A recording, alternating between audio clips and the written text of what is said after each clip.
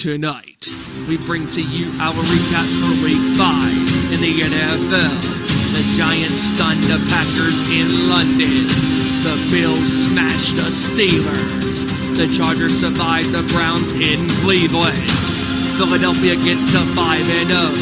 Cooper Rush leads Dallas to yet another win as the starting quarterback. The Patriots shut out the Lions. The Jets destroyed Miami. On Sunday Night Football, the Ravens beat the Bengals on a 43-yard field goal by one of the greatest kickers of all time, Justin Tucker. Also tonight, we make our predictions for all of the action in Week 6. It's showtime.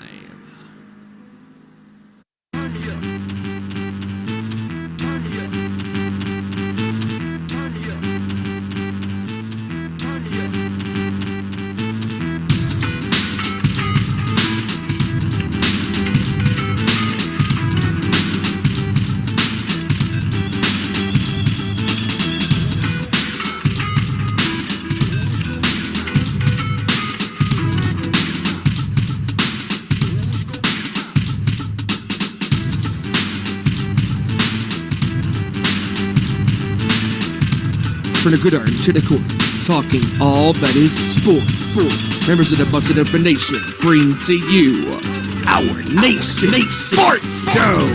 Here are your hosts, Joey Thornton, Kevin Rory, and Stephen Wyand.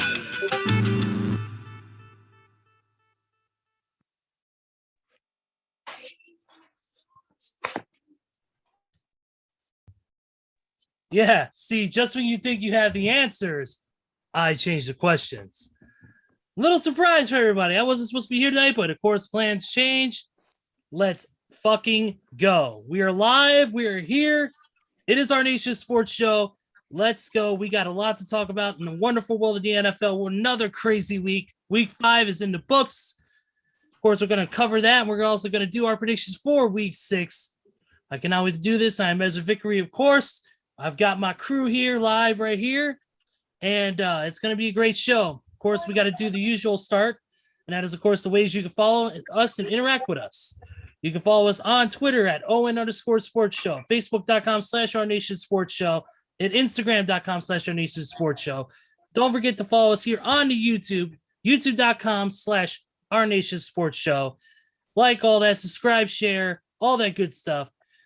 Keep our subscriber numbers up, guys, because we love your guys' feedback. We love your guys' criticisms. Whether you like us, hate us, indifferent, don't care, whatever you decide.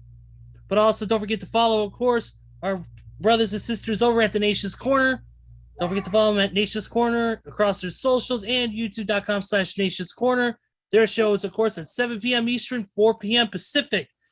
On Saturdays. Don't forget to follow them, of course. That's with, of course, Deb House and Tony Justice and Front Row, but also with special guest hosts whenever needed. Don't forget to also follow Too Sweet Cosplay as well at Too Sweet Cosplay across all socials. Information upcoming in the next couple of months about our next appearance, which hopefully will be C2E2 2023 next year in March. But we'll see. All right, now that we got that out of the way, let's go ahead and introduce our crew for tonight.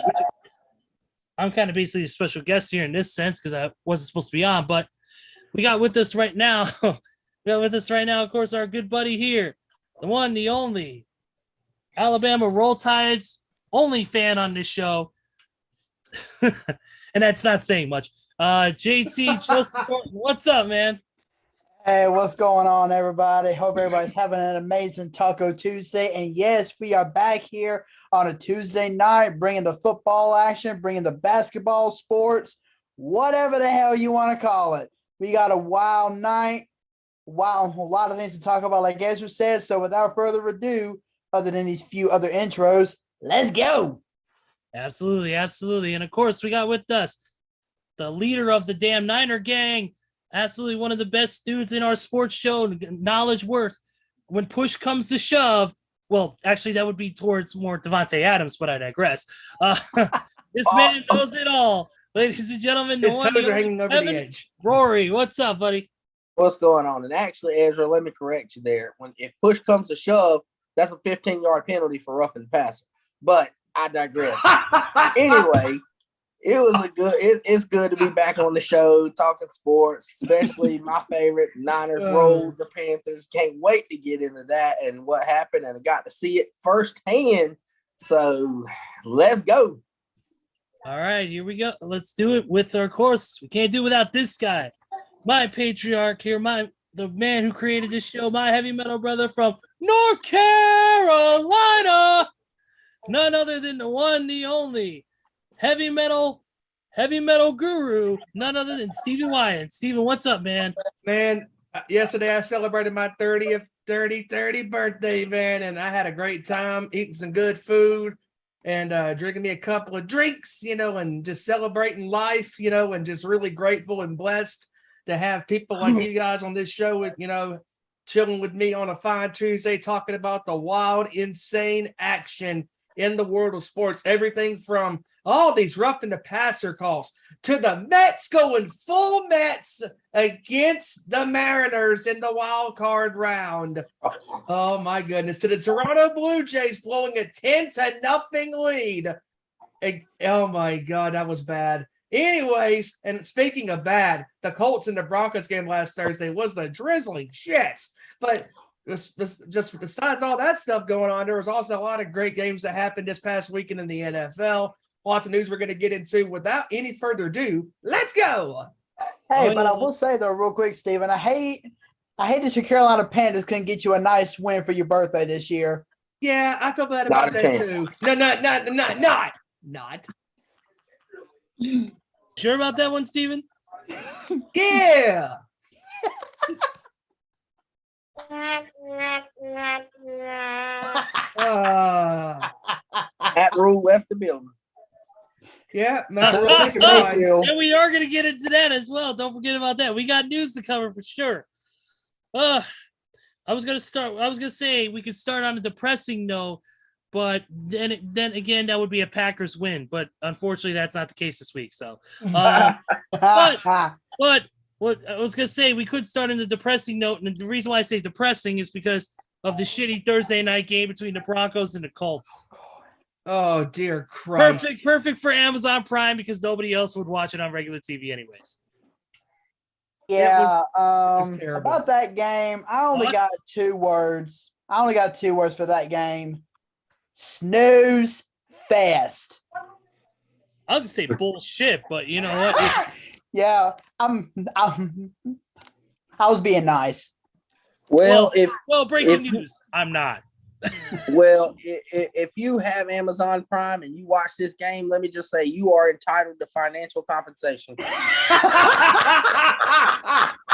was awful. That game was so it can't get any worse. Listen, it can't get any worse, right? Not so fast. Wait till our upcoming week 6. No, God. I don't know what's more damaging to your health. This game or the water from Camp Lejeune back in 1987. Wow. Yep. And there you go. That's how we get off the rails that quick. Then again, it's what we do. Especially with Joey in the room, we definitely get off the rails. Yeah, screw you. Yeah, nobody else will. Hey-o. I'm just so happy to be back. But I know you are. Yeah, I am. I got 2 weeks worth of material to bury your asses, so let's go. Exactly. But yeah, 12-9. It was not a very exciting game at all. Colts 2-2-1 now. Broncos 2-3. But there was a thriller that happened early morning on Sunday, and that was the Giants and the Packers. Packers up by 14 at the half. Looked like they were going to rout those New York Football Giants who don't have a great offense, but it was the defense that won them that game. And a stellar block passes from that defense, especially one in the fourth quarter with a minute left, that sealed the deal for the New York Football Giants. And despite their offense not being the greatest, man, that defense stepped up big time and they made the critical plays when it counted. They kept Aaron Rodgers contained, made him had to throw out the ball or make missed passes. And guess what? Came through, and the football Giants are now 4-1. And according to my friend, my coworker Jimmy, they are the worst 4-1 team in the entire NFL. Yes, they are. I mean that speaks on coaching to me, fellas. That's my friend Jimmy. That definitely speaks on coaching. And that They my got friend, a good coach in. yeah, and my friend Jimmy is originally from New York, so Ain't got much talent, but they do got a coach that finally, so maybe they can build around that in the next 2 to 3 years and actually be elite. Well, I will say though, real quick, even though he's not here tonight, we can't wait for him to come back. But I'd like to give a little bit of a shout out to Mr. Randy Guiron because based on his prediction last week, he was only 1 point off in that score between the Giants and the Packers. He picked 27-21, and the final was 27-22. wow. I hear you, Randy. A personal shout out to Mr. Randy Guiron. fucking Nostradamus over Wow. there. By the way, great juice, please stop. Yes. But that was a great game. That was a really good game. I watched the last half of it at least, and I caught the first half on highlights. And I thought overall it was a very good game, very competitive. One of the better London games, I'll say that much. Oh, Definitely. And then the next game, Especially go ahead. since for once, Aaron Rodgers didn't have the referees in his back pocket. No, because he tried to pay them in dollars and they only accept euros over there. Or pounds. Or pounds, Nice. yeah. Nice. But yeah, let's see. You mentioned this in the intro, Steve. In the next game, dude, the Bills absolutely stomping out the 38-3. 4 touchdowns by Josh Allen. He was almost perfecto in this game. Like he had an 34 excellent game. Dude, 20-31, but 424 yards. With Touchdown passes of 98 yards and 62 yards, both. Whoever has Gabriel Davis on your team, you are money because he is like the forgotten dude on this team that is really, really good because we know how good Stephon Diggs is. But Gabe Davis, man, he is really good, and he's definitely so good. This whole offense is absolutely crazy. Mhm. And the fact that Buffalo just beat the shit out of Pittsburgh, they probably could have ran the score up out of respect for Mike Tomlin because McDermott actually worked under Mike Tomlin for many years. So I guess McDermott had a little respect for his elder. So he said, no, I'm not going to run it up on you this time. I'm just going to chill at 38. But, If that would have been the Patriots, they would have ran their asses off the field. and I know this is a little news, but the crazy thing is for what I'm reading today, the Buffalo Bills are very close to trading for Christian McCaffrey, who is healthy, actually. What? Are So, you serious? yes, and I'll get into the that's- Panther stuff later when we talk about it, but right now, that's all you got to know, that McCaffrey's dude. on the block and Dude. Buffalo is close to acquiring him. Dude. That Dude. that is actually not true. I checked a bunch of resources, including a bunch of ESPN sources, and the Panthers have not currently been in trade talks with anybody for Christian McCaffrey right now. Well, It's maybe just not in it's just a whole talks, bunch of but they are rumors. all on the block. From what I read on ESPN, 6 players that are on the trade block for Carolina, and I know it's a little off topic, but Christian McCaffrey, DJ Moore, Derek Brown, Brian Burns, and Shaq Thompson and Dante Jackson all are on the trade block for Carolina at this minute. Well, good. I mean, it's Carolina's throwing their defense away. Well, of course, it ain't shit anyway. So No, but I think that if he stays healthy, I think Christian McCaffrey could be a very integral piece to Bills and make him even more deadly. As long as he stays healthy, of course. But that's a whole different story. We will get into that later on in the season. I mean, Saquon Barkley's staying healthy. Look at what Finally. he's having for New York.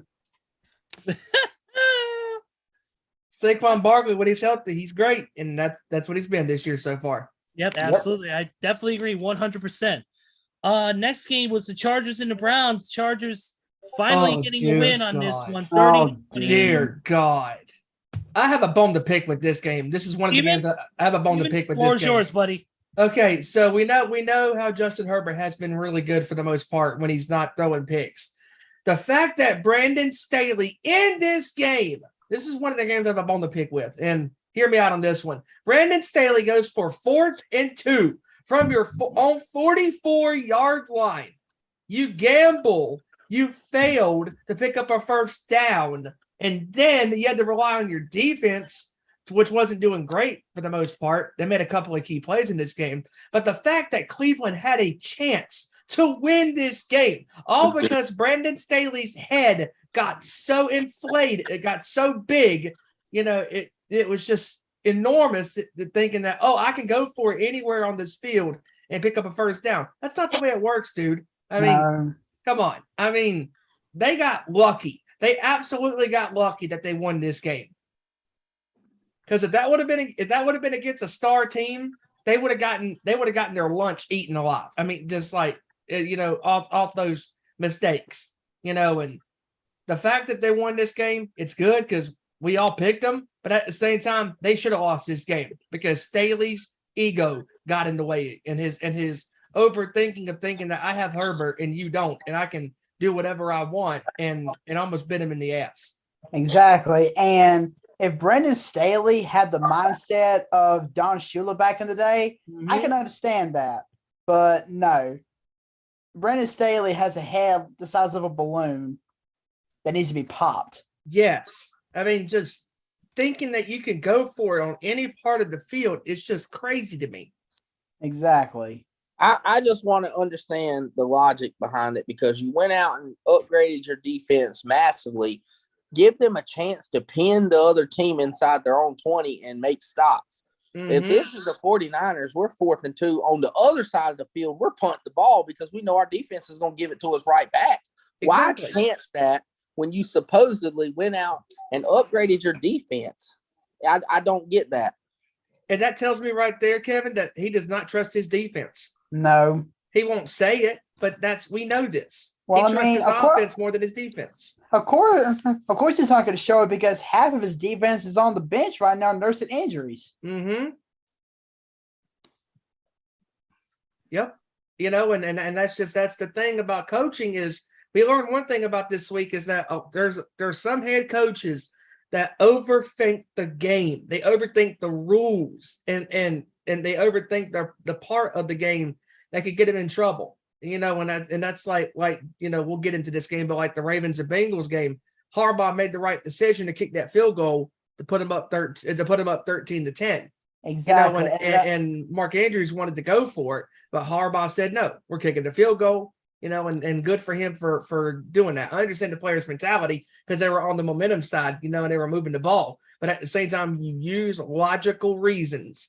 If you are having momentum, take the points. If I would have been the Chargers in this game, I would have punted the ball and make my defense stop them or let Cleveland's offense, who wasn't that great with it, besides of Mick Chubb and Nick Chubb and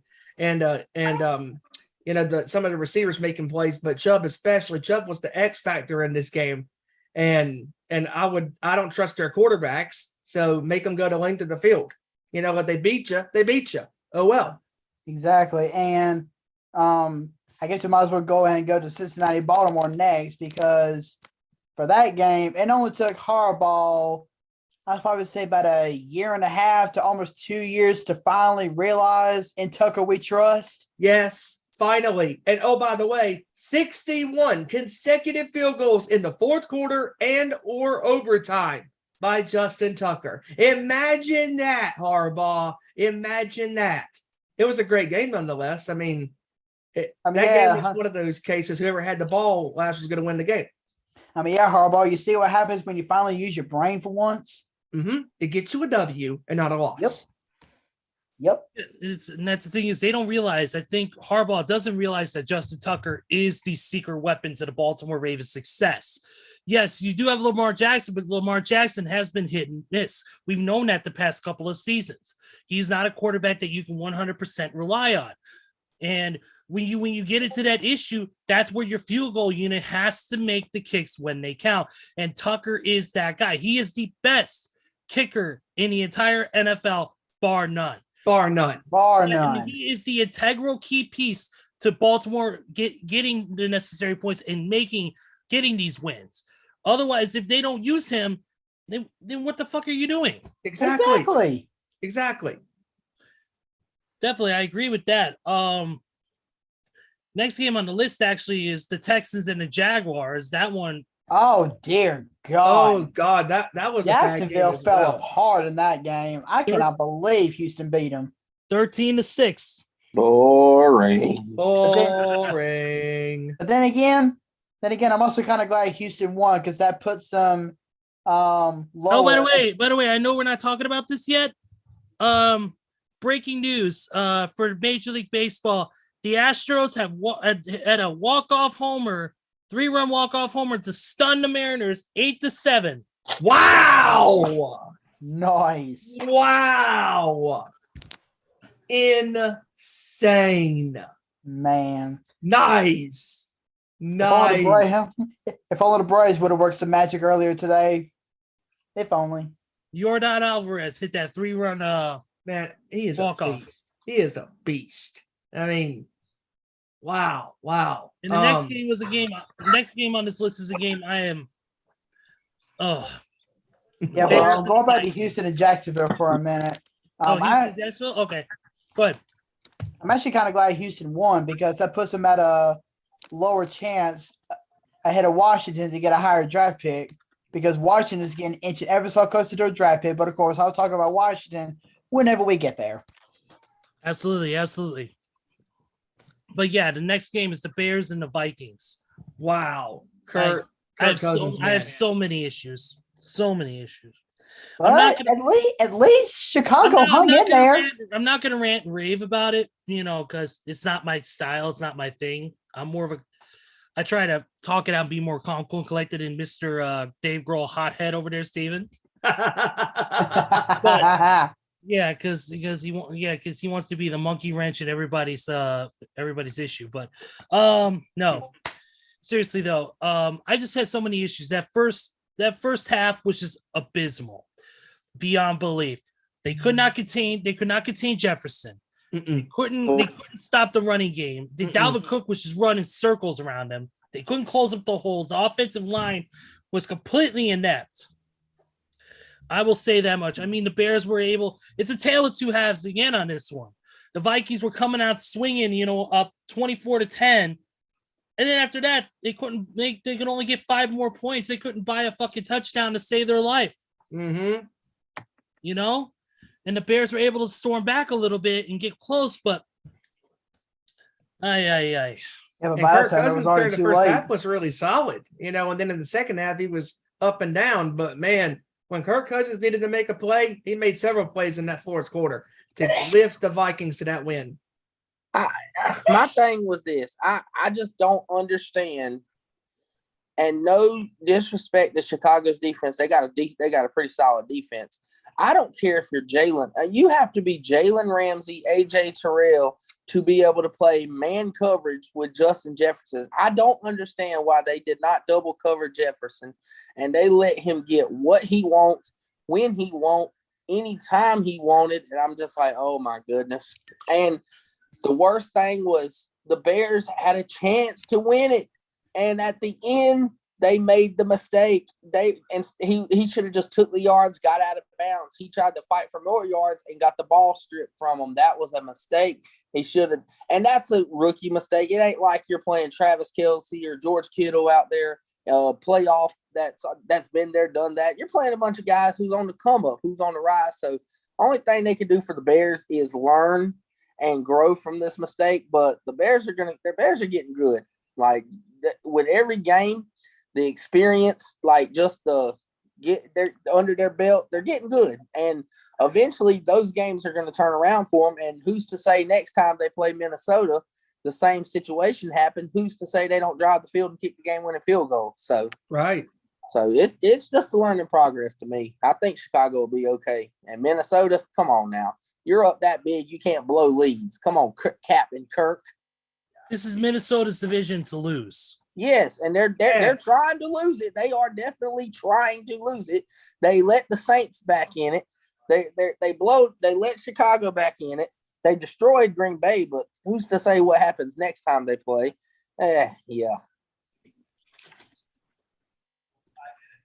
the next game we have on the docket was the Patriots absolutely destroying the Detroit Lions 29-0. Who Now, seen this this one coming? really stunned me. Yes. Really. The number one offense shut down to nothing by a decent at best defense with a third string quarterback. And the second string running back. I'm like, welcome to Detroit. And they had their number one receiver playing. They had their number one running back playing. I said, what? And didn't do nothing. Jared Goff, good God Almighty. I'm hoping. I think they'll bounce back. I know they'll bounce back. This just goes to how good of a coach Bill Belichick is. He made the game plan for them. They stuck to it, and man, did they put Detroit on their ass. Yeah, well, Detroit now has a week to let that sink in because they got the week off this week. And they need it too. I mean, because Detroit has been to the bye week. Detroit, I got to give them a lot of credit. You know, even though they got shut out this past Sunday against the Patriots, but they have been in every single game for the most part. You know, they have had chances to win these games. And yeah, but that defense always falls apart though. It does. But yeah, they got to get it together. If they don't, they're going to be at the bottom of the barrel again.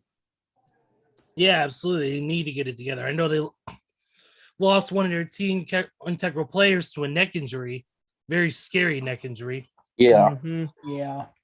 Where he had to be taken out by an ambulance that drove onto the field. So, but yeah, the next game on the list is the Saints and the Seahawks. Saints taking out the Seahawks 39-32. Taysom Hill. Surprisingly, that was a barn burner because they were going back and forth at the end with touchdown bombs one against each other.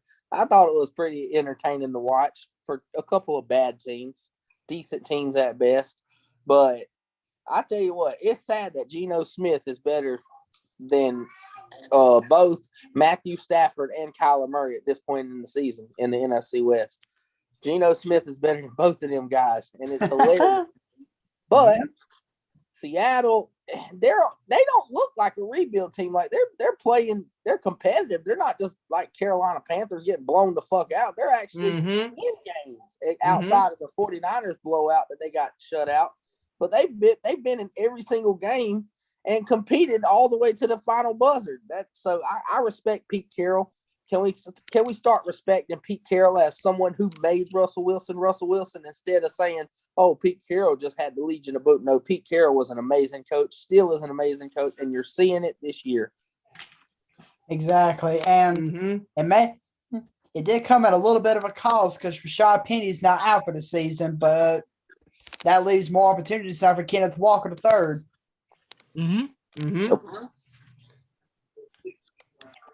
And then, of course, this was the shocking game, but kind of not shocking when you don't have your top quarterback, and that is the Jets taking out the Miami Dolphins 40-7.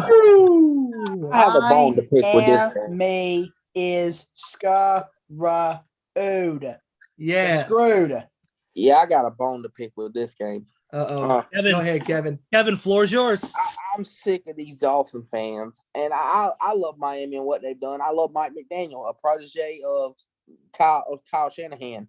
But the fact of the matter is, did you really need your starting quarterback to give up 33 to the Jets? I'm sick of, we didn't have our quarterback. What does that have to do with your defense giving up 33 points to the Jets?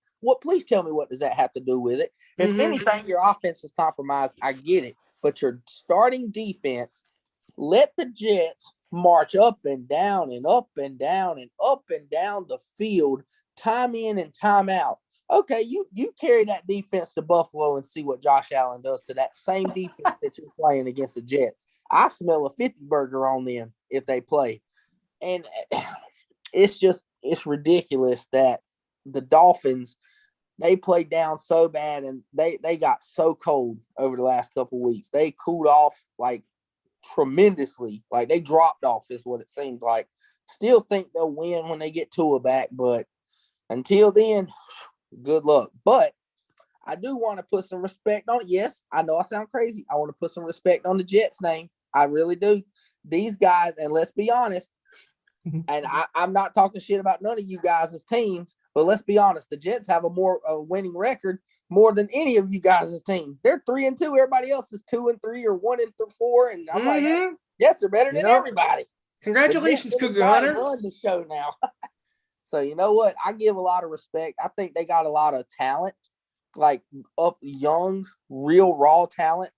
Garrett Wilson is going to be a stud. Brees Hall is going to be a monster. Michael Carter's great. If they could get better quarterback play out of Wilson and a better offensive line blocking and defense is slowly coming around, this Jets team can do something in a couple of years. They might actually start getting on the winning side of football. Finally. And who would have thought, Kev, that both New York teams would be over 500 going into week 6? Both. Oh, yeah. Both. Haven't done that in years. No, they haven't. That's the insane part. That's why I said this season has been the most unpredictable season yet, because you got teams that usually are down in the dumps, down in the very bottom of their divisions, now in second, third place, even leading. The Jets are second currently. And that's insanity. Second behind the Bills. Freaking the Giants are third place at 4-1. That's insane. They they're should the be best first in any other division. They're the best.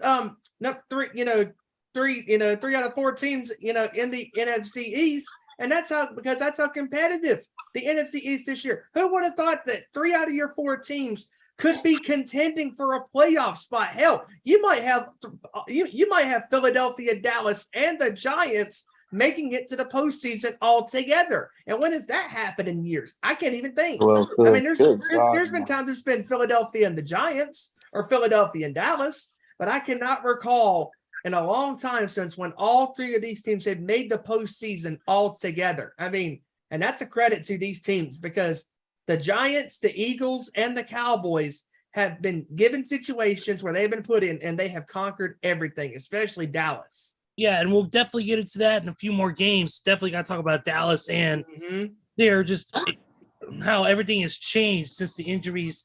But as far as play, but we'll get into that in a little bit. But before we continue, go to the next game. But as far as this Jets Miami game, I mean, the fact that, again, Kevin, like you said, I mean, the fact that you had these fans putting the blame on, if we had Tua Tagovailoa, we would be having success. Yes, that's probably the case. But at the same time, you can't throw all the excuses when the injuries happened, when you already know that you're putting Tua at risk of getting even more hurt, when we know he got injured a couple of weeks ago against the Bills in week 4.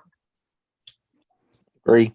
And the same thing with Teddy Bridgewater. I mean, unfortunately, Bridgewater, got a concussion, and he was clear. But give credit to the Dolphins, for being a little precautious, and sitting him out, and you had to learn your lesson the hard way with Tua's injury, and now you're paying for it. Yep. Next.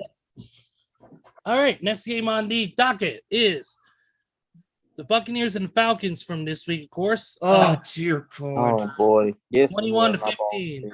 Cry baby Tom is at it again. I think Kevin has something to say about this one.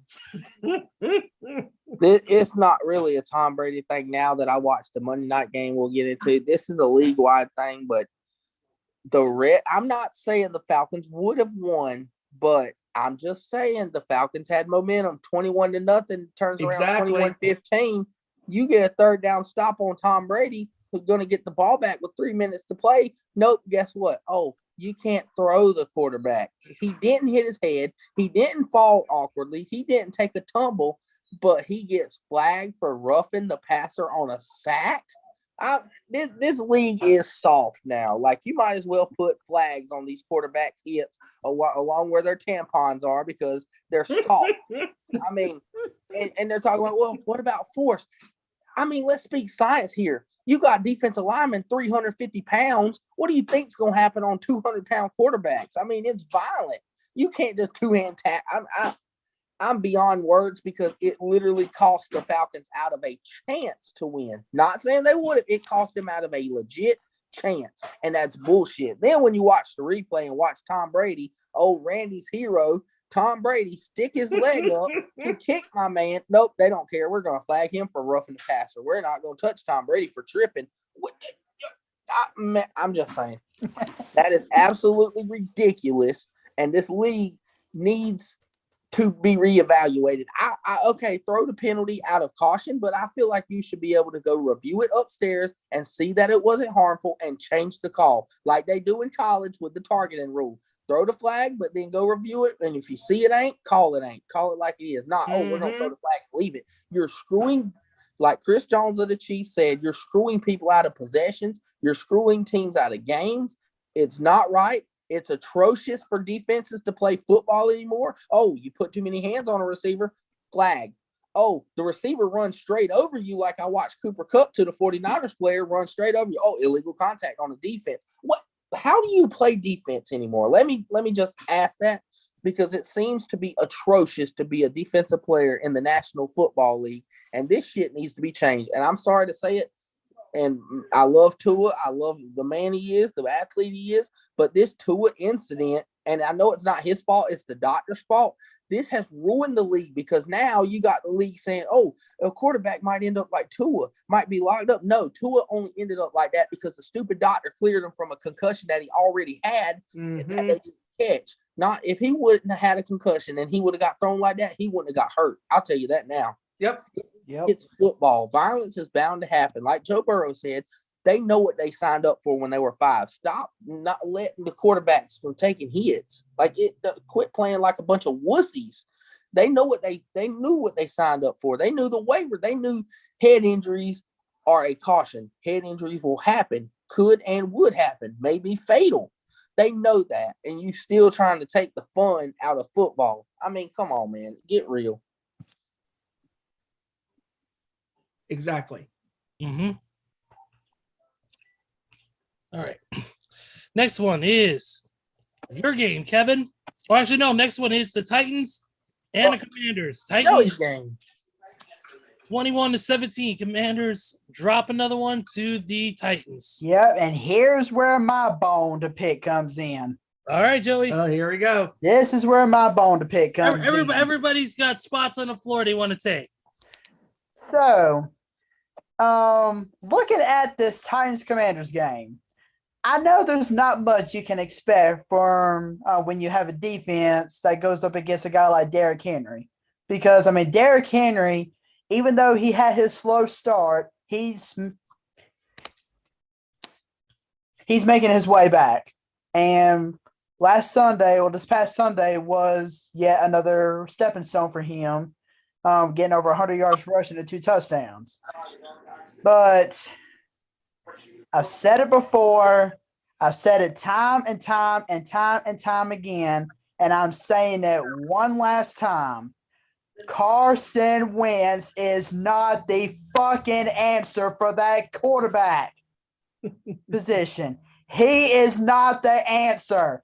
I don't care if you throw 350 yards in a game, throw 2 touchdowns, and get that 1 interception.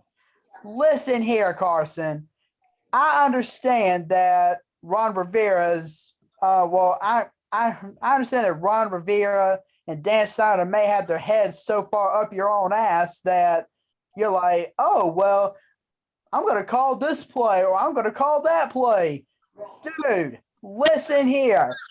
4th quarter, 13 seconds to go on the 2-yard line with 2 timeouts. Yes, I said it. 2 timeouts left in that game. And you're going to pass the ball? Dude, don't even get me started. You screwed that game for us. I don't care if you threw 350 yards and those 2 touchdowns.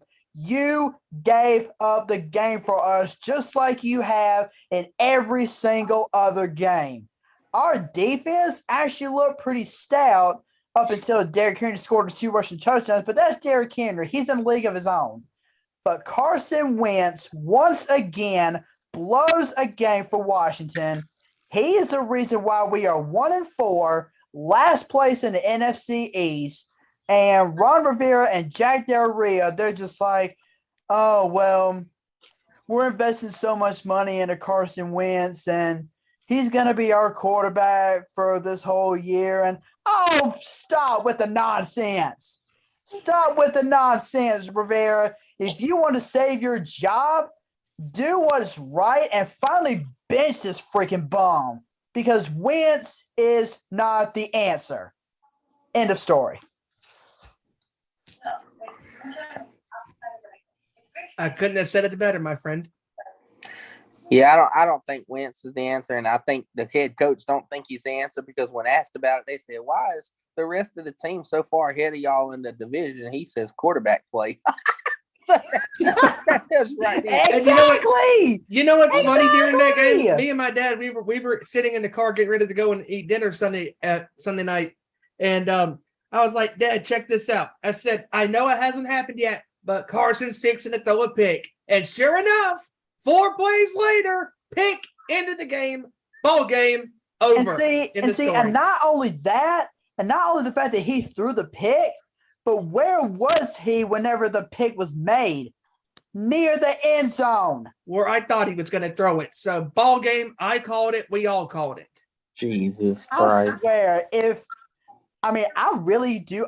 As much as I can't stand the guy, I hope Wentz stays as our quarterback for the rest of the year. So that way, Ron Rivera will be like, well, golly, maybe we shouldn't have paid all this money for him because he didn't do shit for us this year. Wake up, Ron. It ain't going to happen. Wentz is not the answer. He never was the answer, never will be the answer. So just accept it and move on. Exactly. Next. Let's see. Next, we have Kevin's game, the 49ers and the Carolina Panthers. Congratulations, San Francisco. You ran Matt Rule out of North Carolina. Yep. Kevin, the floor is yours, man. After that game. I watched that. Best of luck in your future endeavors. Got a first-person view of that, and I will tell you. That's right. You were at the game this weekend. Yes, it was the funniest shit watching Baker look like a complete clown on the field, posting the lowest QBR since Jamarcus Russell. He has a 15 QBR. Jamarcus Russell had a 12. I mean, come on, man. I'm going to start with the bad first. The Panthers are ass. They are ass from the top down. Matt Rule finally, it was a year too late. He was a year overdue from getting the fuck out of Charlotte, and they finally did it. It took an ass whooping by Kyle Shanahan. Kyle Shanahan ran circles around this clown. Play calling, scheme, everything. He ran circles around this goofball. Jimmy Garoppolo ran circles around that goofball. And he's like, what do I do? And you have one of the best weapons in the game, actually healthy, Christian McCaffrey. What are you going to do against the number one defense in the league? Oh, we're going to drop Baker back and throw it. Okay, let's see how that went. You about got DJ Moore killed going across the middle by Fred Warner and Dre Greenlaw. Took a huge shot. You threw it, McCaffrey got him about killed on the outside by Bosa. Then you're going to throw it. You have a chance to drive after the blocked field goal at near halftime, and what do? You throw it right to starting cornerback Emmanuel Mosley, who returned it for a touchdown. You block your special teams, did their job, and what do? Oh, I don't want it. Here, you take the ball back and score, and made it 17-3 at halftime. Oh, and by the way, that's when I knew it was over, because Carolina's lost 27 straight games when they allowed 17 for more points. Let's just say that. So that's how I knew it was over then. But you have Christian McCaffrey fully healthy and you don't run him. I understand you're against the best defense in the NFL, but come on, that's when you got to get the ball to your guy. No, we're going to have Baker throw it like he's good or something. Offensive line, let me tell you how bad it was. They said Nick Bosa got hurt. So I did a little research into it. He didn't get hurt. His groin was a little tight. So Kyle Shanahan said, hey, this team sucks so bad, we don't need Nick Bosa. Go ahead and take the rest of the day off. I said, well, so he's not hurt. And apparently, no, he'll be back at practice Wednesday. His groin was just a little tight and sore, so we gave him the day off. because they knew they didn't need him for Baker. Oh, my God, Baker sucks. The offense sucks. And still, without Nick Bosa, the 49ers registered 6 sacks in that game without Nick Bosa. Got a pick, got a couple of stops. Did not give up more than 15 points in garbage time, by the way. And they did not give up a single first half touchdown again for the 5th straight game, which is insane. The only Dallas Cowboys can honestly say that, their defense, but they ain't played nobody. It's just the Panthers suck, and they're not going to change until they fire David Tepper because he is a piss-poor owner who don't think about winning. All he cares about is building a fucking dome for a professional soccer team in the city of Charlotte instead of worrying about your own football team winning. That is why when the visiting teams come to Charlotte, it's 80-20. There's no Panther fans in the stadium because they don't want to watch that garbage. At least they're not blind to the fact like they've been the last 3 years. They've actually stood up and said, yeah, we suck. We're ass. Okay. And plus the fact that the Panther fans just boo their own team at the game. Oh, yeah. I've heard it more than anybody. We were there. And San Francisco, we had about 70% out of 70-30 49er fans invaded that stadium. We started calling it Levi East. Like, this is Levi Stadium East Coast. And the Panther fans, the few that were in attendance, booing the hell out of Baker.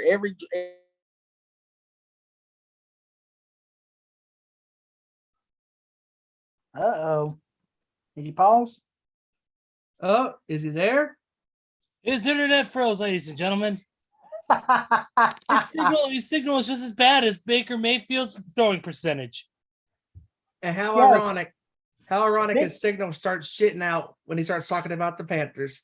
Yeah, speaking of Baker Mayfield, he suffered a high ankle sprain, so now he's out for the next 2 to 6 weeks. Wow.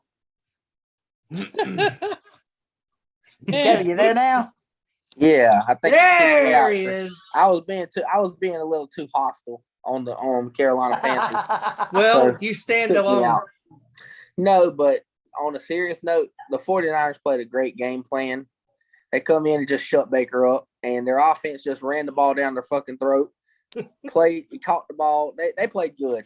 Actually, the Niners defense just didn't shut Baker up.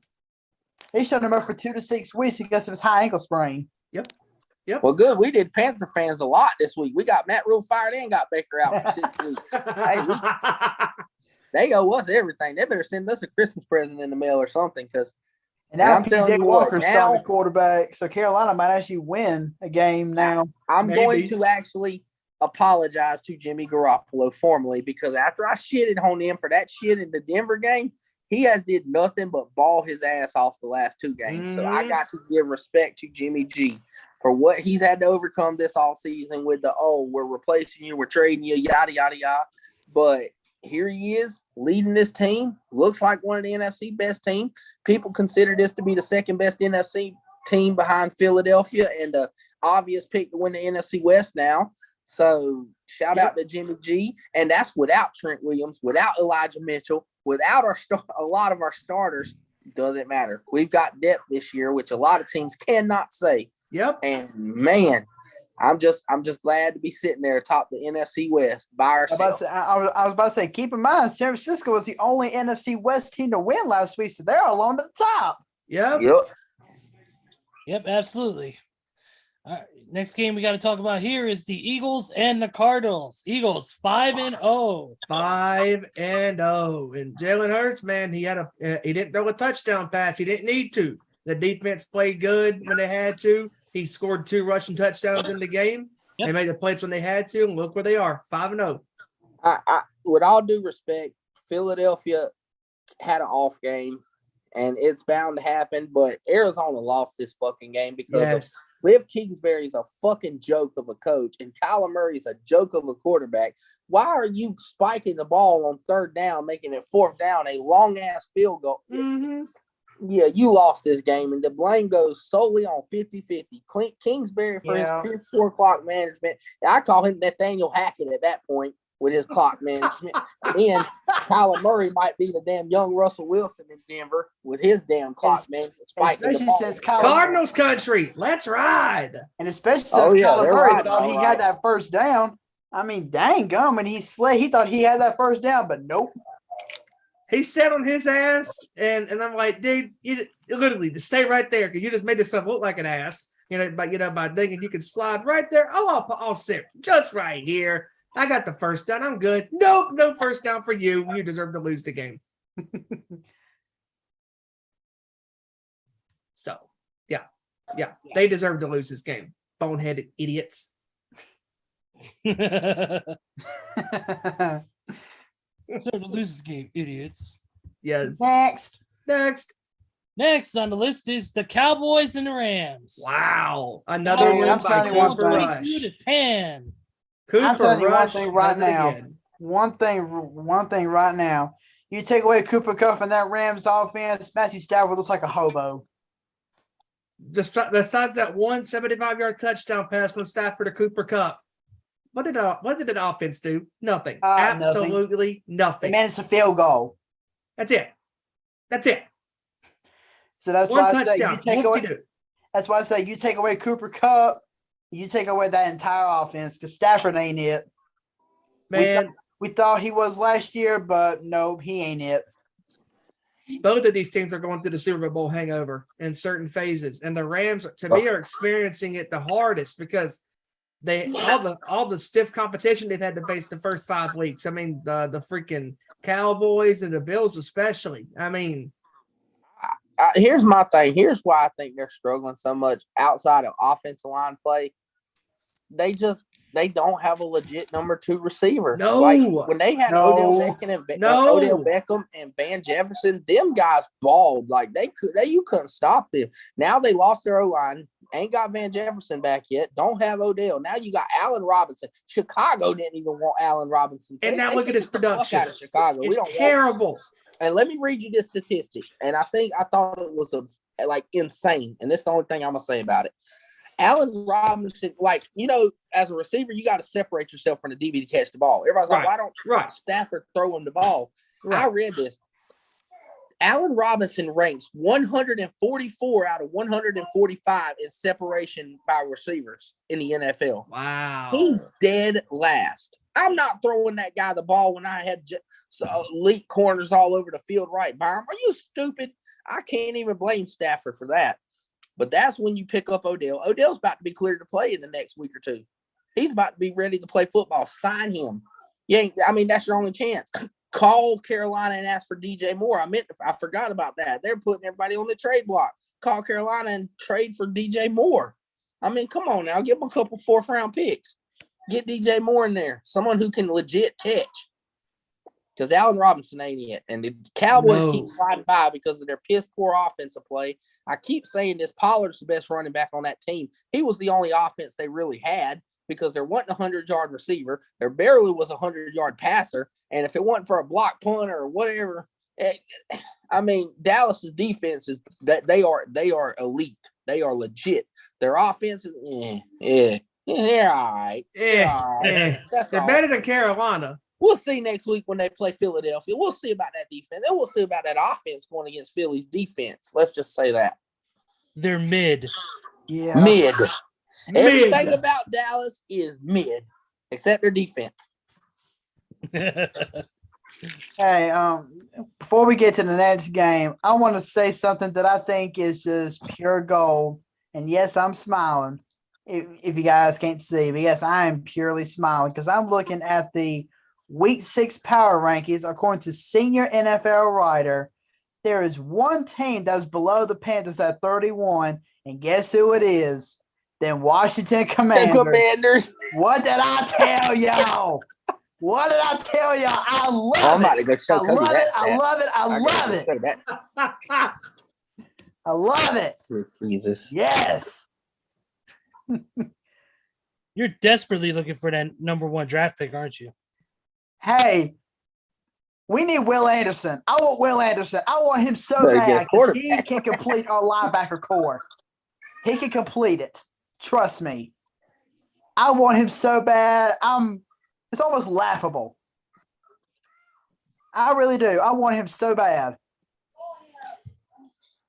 He wants him so bad he plays Madden franchise and updates the scouting rosters and drafts Will Anderson on every team he's damn fit franchise.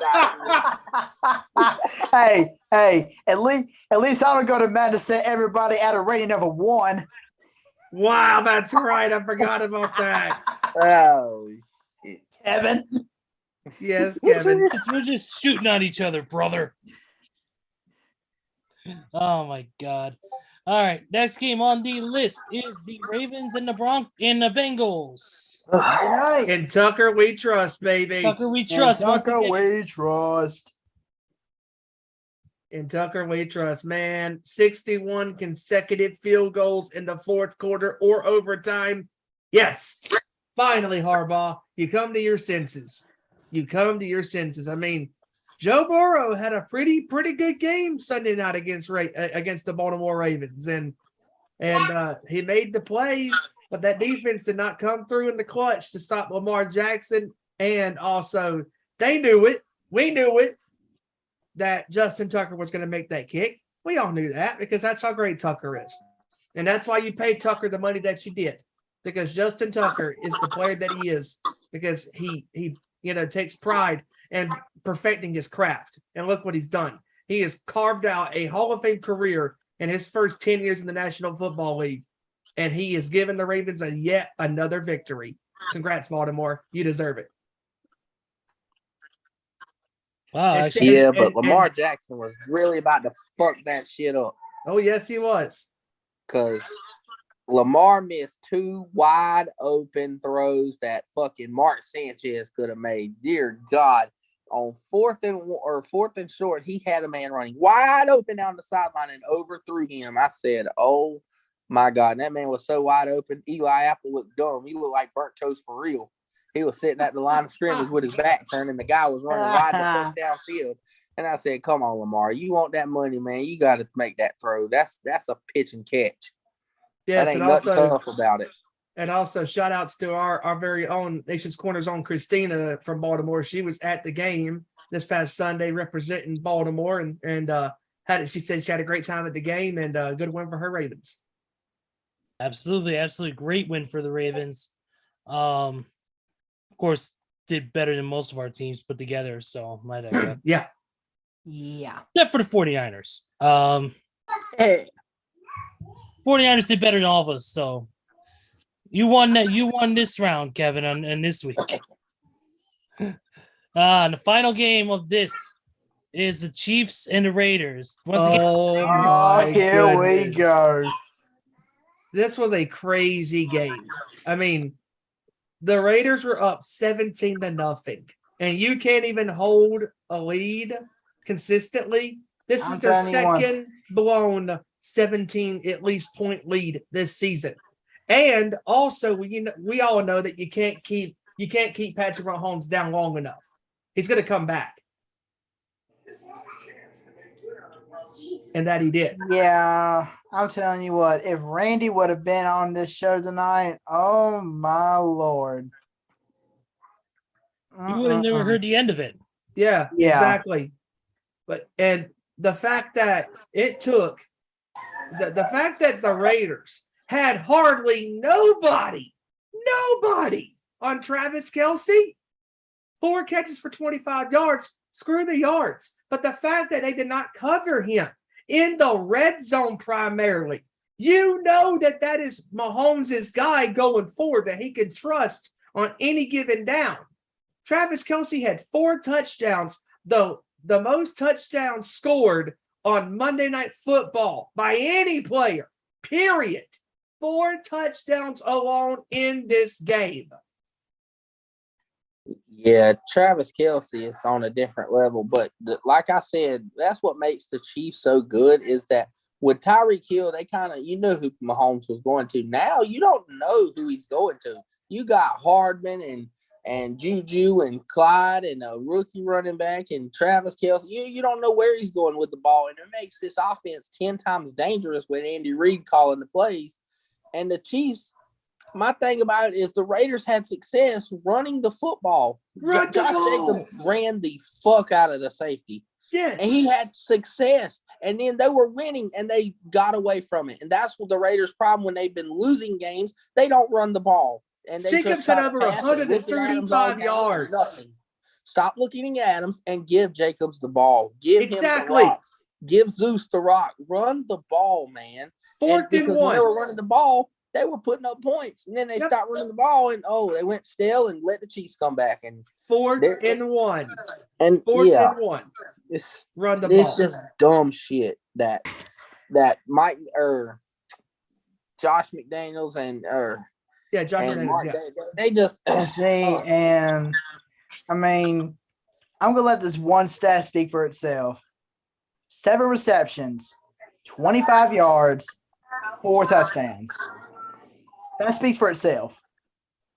At some point you gotta fucking stop track. You gotta double them or something. At some point, make Hardman be. Hey, I will say though, if it wasn't for Mahomes and Kelsey, I probably would have lost my game by over 100 points because I was down over 100 points going into the last night's game, and look what happened. Yeah.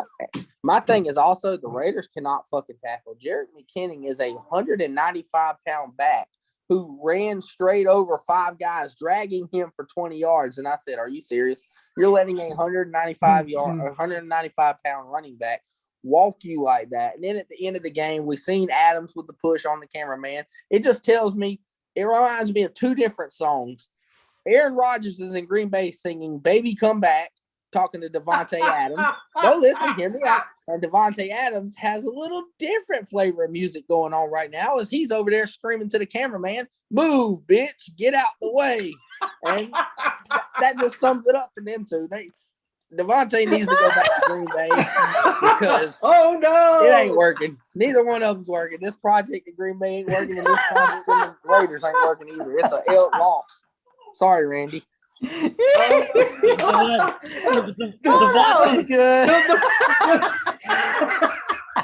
The move pitch just killed me. Well, that poor cameraman, he moved all right. You about to get run the fuck over. Oh my god. Oh boy. But Kevin hit it on the head, but Oh god, that was gold. Devontae Adams is like, it was like Soul Asylum. He needed somebody to shove. But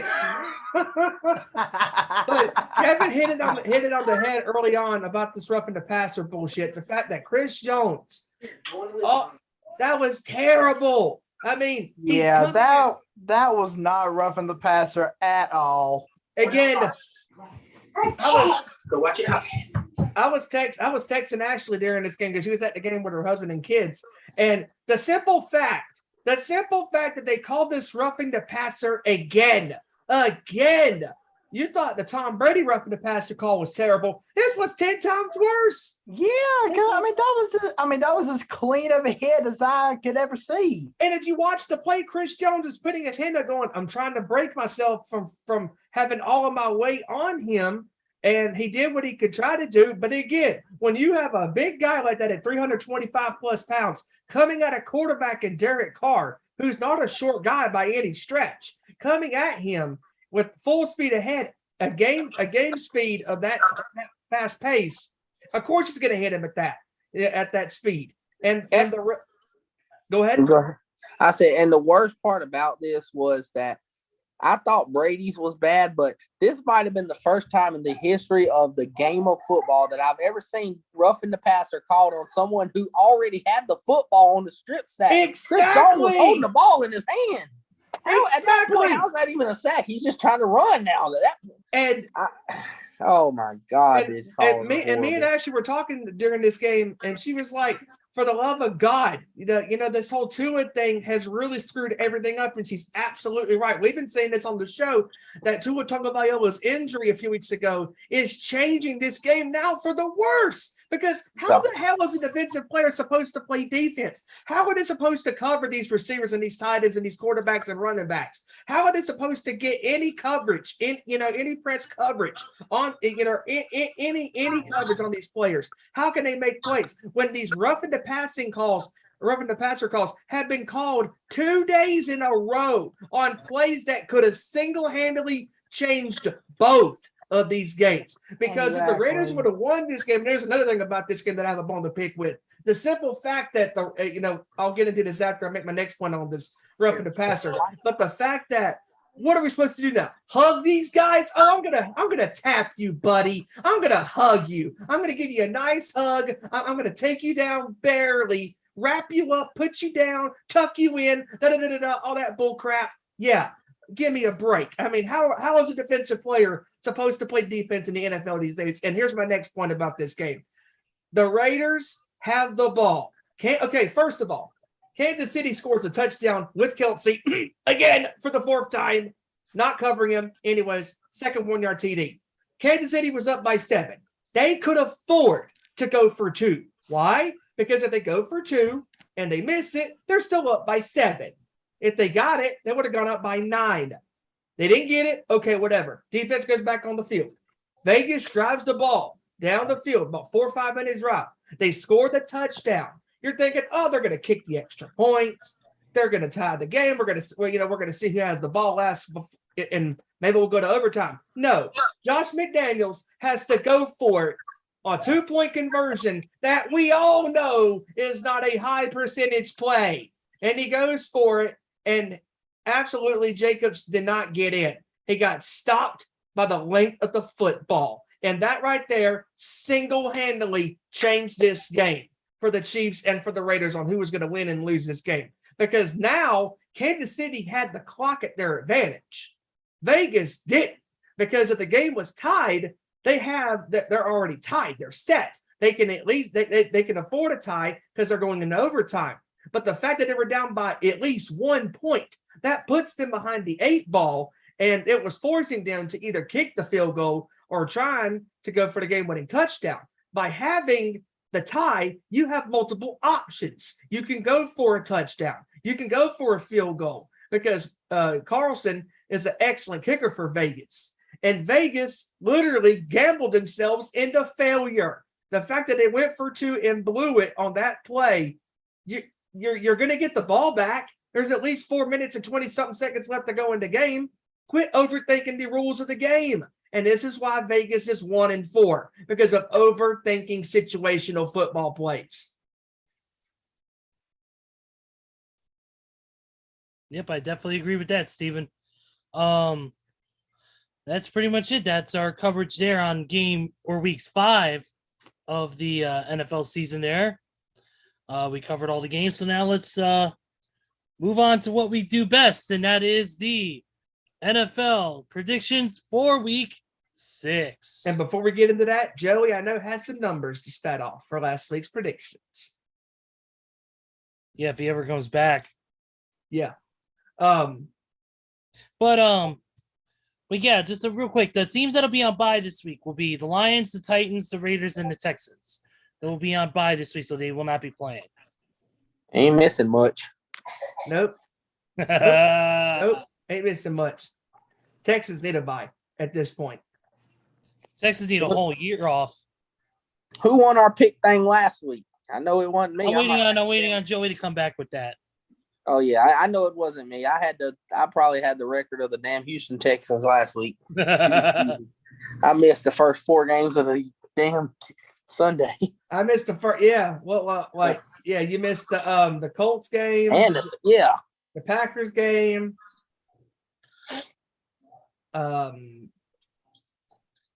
yeah, it was all up and down last week. It was very close for all of us. And probably Randy took the L on that one because he goes against the grain on Brady, loses that one, picks his Raiders to beat the Chiefs. It was looking pretty good. And then the Chiefs beat him. So I think he's the under 500 one for this week. I will say, going back real quick, I think the way they need to handle that rule, like I said, is they need to call it on the field and review it and subject to change. Like a turnover or touchdown, always reviewable. That's how I feel. Yeah, and sorry, I'd step away for a minute, but no problem. Before we get to the numbers real quick, I'm going to go through some quick news notes real quick, just before we get to the news notes. Raiders are signing veteran wide receiver Albert Wilson to their active roster. Jaguars are signing former Bills and Panthers guard John Miller to their active roster. Oh, okay. Awesome. Yep. Of course, we saw the apologies for Devontae Adams. We know about that. He apologized for the shove. Let's see. Anything else? Real quick from Mr. Adam Schefter today. Rashad Penny, like you said, suffered a season-ending ankle injury. So former Seahawks running back Tony Jones was claimed on waivers by the Seahawks. Okay. Yep. T. Higgins for the Bengals wide receiver will be day-to-day with a sprained ankle. Okay. Let's see. Lions cornerback Savion Smith, who was transported to a local New England hospital Sunday for his neck injury, later flew back to Detroit with the team and is in concussion protocol. Okay. Oh, wow. Damn. Yep. The 49ers, of course, lost Emmanuel Mosley to a torn ACL. He's done for the year. Turf. Let's see, and of course, Matt Rule being fired. This is right here. This Finally. is, and now at least the Panthers being owed north of $40 million. Wow. He's got it made as a job. Get paid for Nope. the next 3 years and sit on his fat ass on the couch. He ain't got a coach for the next few years, and he'll still be getting a nice chunk of change. I'm going to be professional coach in my damn career. They'll get fired and get paid. Well, at least the one good thing about Mosley, even though he's injured for the rest of the year, that pick six solidified him running the Panthers coach out of Carolina. Congratulations. Oh, Yeah, so he's got that to look forward to. Well, Mosley's actually been good. He hasn't gave up a touchdown since 2018, since he came in the league. That's good. Okay. So, but that's pretty much it for big news notes. But Joey's got the numbers from last week. Oh, I'm Yep, going to Joey. log off on this. Floor is yours. All right. So, once again, we only had one winner last week, and that is Mr. Ezra Vickery. What? Hey! What? That's right. Ezra went 11-5 last week to top Oh, everybody. Yes. Ezra had us all fooled. Well. Scoregate. Ezra looked like the 49ers. Again, I guess it helped for Ezra that I didn't get his scores until Friday. No. Well, actually, the score from Thursday's game, I picked that score before the start of the game, but I had not adjusted it at that point. So, Wow. I was off by that score by 1 point on the winner and 2 points on the loser. So Yeah. Wow. That's insane, dude. We did have a tie for second though, between Steven and Randy. Wow. So and y'all both went 9-7 last week. And the 1 week that I actually side with Kevin on every single pick, You finished in I a tie. tank once again. Me and Kevin went 8-8. Okay, call me Matt Rule. Move, know bitch, I'm get wrong. out the way. Yeah, but I knew it was overall, horrible. this has turned into a very, very competitive prediction battle. Yes, it is. Kevin is still on top with a record of 48-32. Ezra is only one game behind, 47-33. Steven is one game behind Ezra, 46-34. I'm 43-37. And Randy is 42-38. Already winning. Wow, that's the same score as the Dolphins-Ravens game a couple weeks ago. Yep. Congratulations, Randall.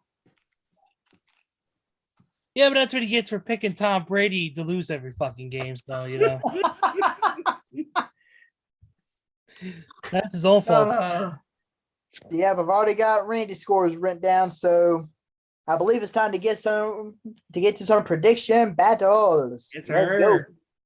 Yep, I got it all set. I got it all set. I was gonna come up with some sort of clever pun, but I don't have anything right now. Aw. I was gonna say it's sponsored by the New York Mets. The only thing that makes you angrier is Elder when it comes to Bruce Springsteen. I feel so bad for my Groovy and Mike right now. It's almost laughable. It's almost laughable. I The feel Mets so won bad for him and 101 his New York games in the Mets. regular season. They were leading in their division up until a week and a half late. I mean, literally, this season. The Mets choked more than Stormy Daniels did in her adult career. Ow. I mean, the Mets had the lead in the NL East for 175 days in the regular season. 175 days. And now they become the first 100-game winner in MLB history to not make the division series after a 100-win season. Congratulations, Mets. You deserve it. All right, let's get to these scores, gents. We only got a limited amount of time, so let's get to it. All right, here we go. First game is Thursday night, and that is the Commanders and the Bears Yawn. at Soldier Field. Yawn. Aren't you so excited for another absolute barn burner of a classic? Yeah, I'm excited for an 8-7 final score. I'm excited for my financial compensation from watching this game. I'm going 20-14 Chicago. All right. I'm Randy going is actually picking the Commanders 15-10. Look at that score. Wow. Yeah, fuck you, Randy. You know, I'm going to pick the team that doesn't have the quarterback who's not throwing stupid picks, and that's that. I'm going with Chicago in a close one. I'm going to go Chicago 20-17. See, I knew I liked you. I knew I liked you for a reason. Oh, you know you Yeah, missed me. I'm going to go Chicago 13-12. Oh, nice. Look at that Game score. winner. Oh, Oh, so Yeah. you say they're going to get 2 touchdowns with 2 missed kicks as the Commanders? What is this, Titus O'Neil and Madden? Because if you know Titus O'Neil, he can score touchdowns, but he cannot kick field goals in that game. Actually, I got 4 field goals for Washington. His extra points come up short, just like his interest did at the greatest. He's always rumble. going for 2. He's always going for 2. If there's one thing I was really wanting to do this week, it was go back and forth with Ezra with our 2 favorite teams, but come on. I have woken up and smelled the coffee. Give me Chicago 10-6. Wow, look at that score. The coffee, you mean the dog shit in Washington? Exactly. The diarrhea. The diarrhea. He's a Pepto-Bismol. I'm telling you, Carson Wentz is such a bum of a joke. It's just, I'm so excited. I'm so excited for another absolute shit fest on Thursday Night Football. Absolutely. Oh, Next game on the list, 49ers and the Falcons in the ATL. I feel so bad for Atlanta. San Francisco is going to own them. I'm going to go San Francisco. I'm going to go 38-16. I'm going 31-14. See, this could be a trap game for us because next week we host the Kansas City Chiefs in prime time. Like Fetty Wap said, you can be my trap queen. It could be a trap. But looking at Atlanta, they got no Kyle Pitts, no Cordero Patterson, and Marcus Mariota, who's just slightly better than Baker against the number 1 defense in the NFL. Give me the 49ers in a blowout. I'm going to say 30-10. All right. I'm going to go the 49ers in this one, 33-13. And Kevin, you might want to have some words with Randy about his score. No.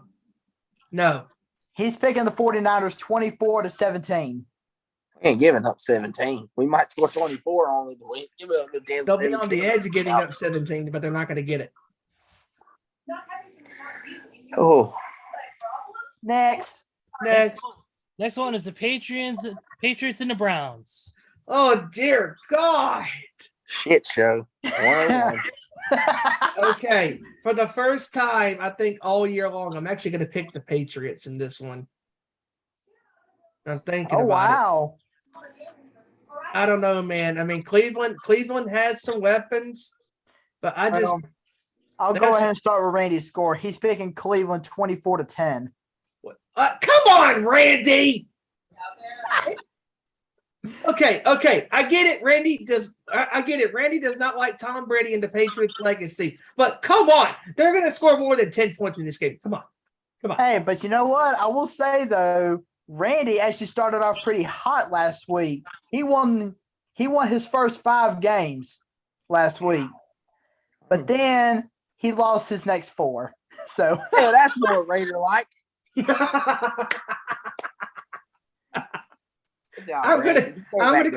gonna go with the Patriots. I'm gonna go with the Patriots 23-21.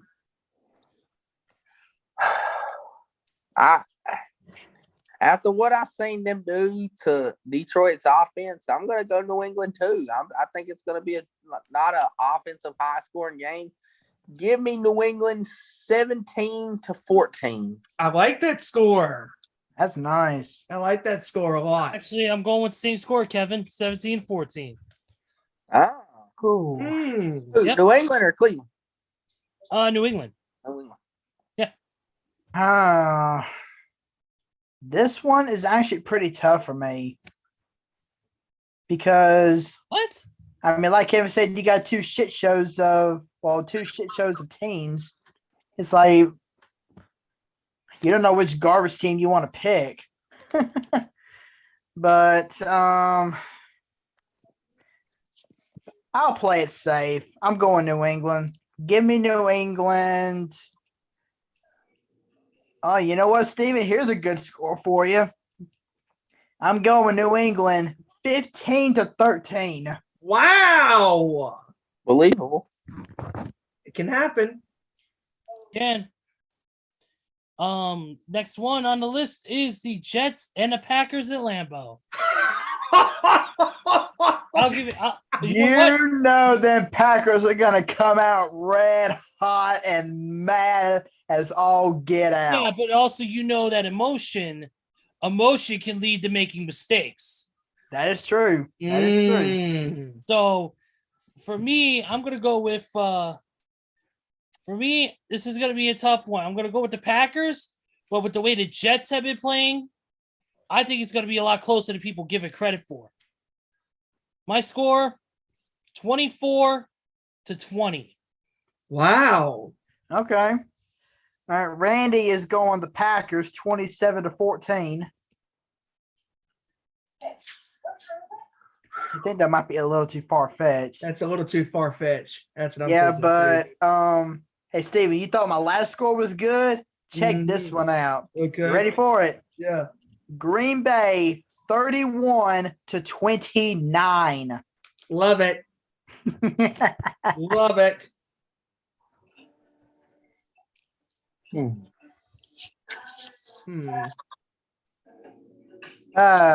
Kevin and Steven, just waiting on you guys. Go ahead, Steven. I'm still thinking. This game is so hard to pick. It's really hard to pick because on one hand, I don't trust Green Bay because their receiving core has been really up and down. Rodgers is not playing the way he has. And I agree with you, Joey. I mean, because on one hand, you want to pick Green Bay because, having that loss last week against the Giants, and you would figure they would come out and have a great performance, but the emotion can still get to you, and all that stuff. So, but then on the other hand, the Jets are playing pretty well. I mean, Zach Wilson and the defense is coming around pretty well. And I think that the Jets, I don't think the Jets are going to win this game. It's going to be close. I don't feel good about the score. I'm going to go Green Bay. I'm going to go 27-24. Okay. Yes, I'm gonna do it. My gut tells me I'm going with the Jets. 3 out of the last. Whoa. Wow. They won 3 out of the last 4. They've got one of the best defensive backs next to Darrell Revis that's ever come through New York, and Sauce Gardner. That's why I don't feel good. That's what he has locked up Tyreek Hill last week. How many DBs can say that? Mm-hmm. I think he's going to lock any pathetic excuse of a receiver that Aaron Rodgers has, and I just think the Jets get a little momentum going at the end. I got the Jets going on a game-winning field goal, 23-20. I love the score.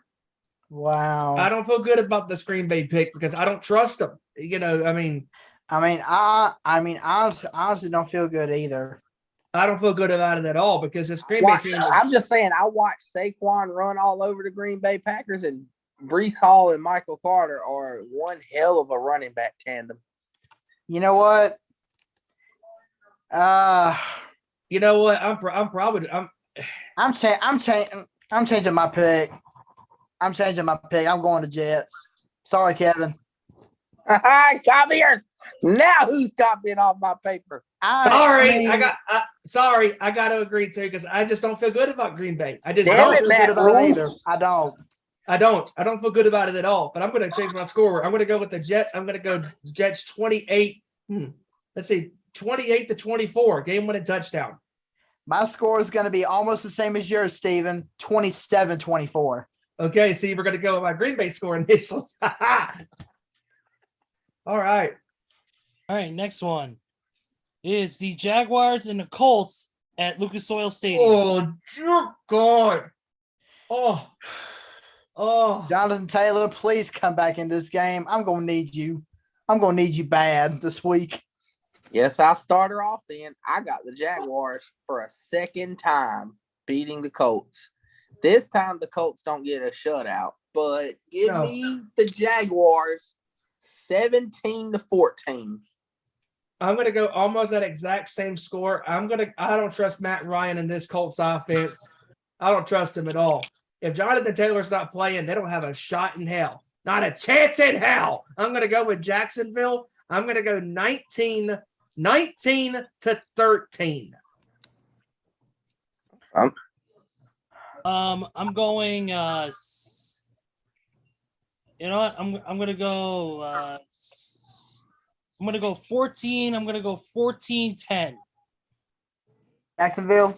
Yes. All right. Randy is picking Jacksonville 20-17. Oh, that's a little too high. And I got to go with you guys. I got to go Jacksonville. I'm going Jacksonville 17-13. I'm not liking this Colts offense right now, even with Jonathan Taylor. Mm-hmm.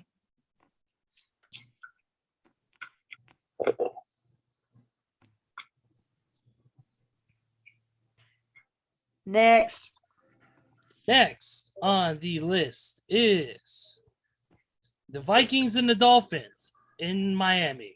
Don't let me down, Minnesota. I'm going with the Vikings in this one. I'm going to go 31-20. All right, Randy's picking Minnesota 30-27, and he has a quote saying should be a great game, and it should be. But the question is, will it be? There's so many what ifs in this game. You know, the Kirk Cousins factor. What game are we going to get from him? What quarterback are we getting from Miami? Which fucking defense shows up for Miami? Mm-hmm. I mean, they get Jay Jettis the ball. I'm going to go Minnesota. Don't feel confident, but I'm still going to go with the more talented team with their starting quarterback. So give me Minnesota in a close one, 24-21. Ooh, I like that score. I'm going to go Minnesota. I'm going to go Minnesota 23-17.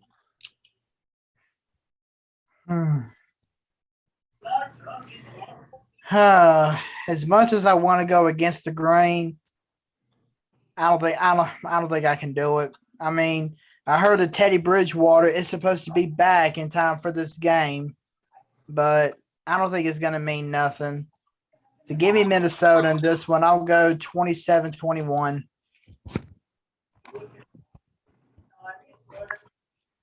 Next. The next one on the list here is the Bengals and the Saints in New Orleans. Ooh, this is a tough one. All You know right, what? Randy. I started out early. Joe Burrow's homecoming back to Baton Rouge in Louisiana. I think Joe Burrow goes absolute bonkers in this game, and they win this game. Give me the Bengals 31-20. All right, Randy's picking Cincinnati 27-24. I'm going to go Cincinnati in a close one. I'm going to go Cincinnati 31 to 20, 31 to 27. 31 28. Ooh.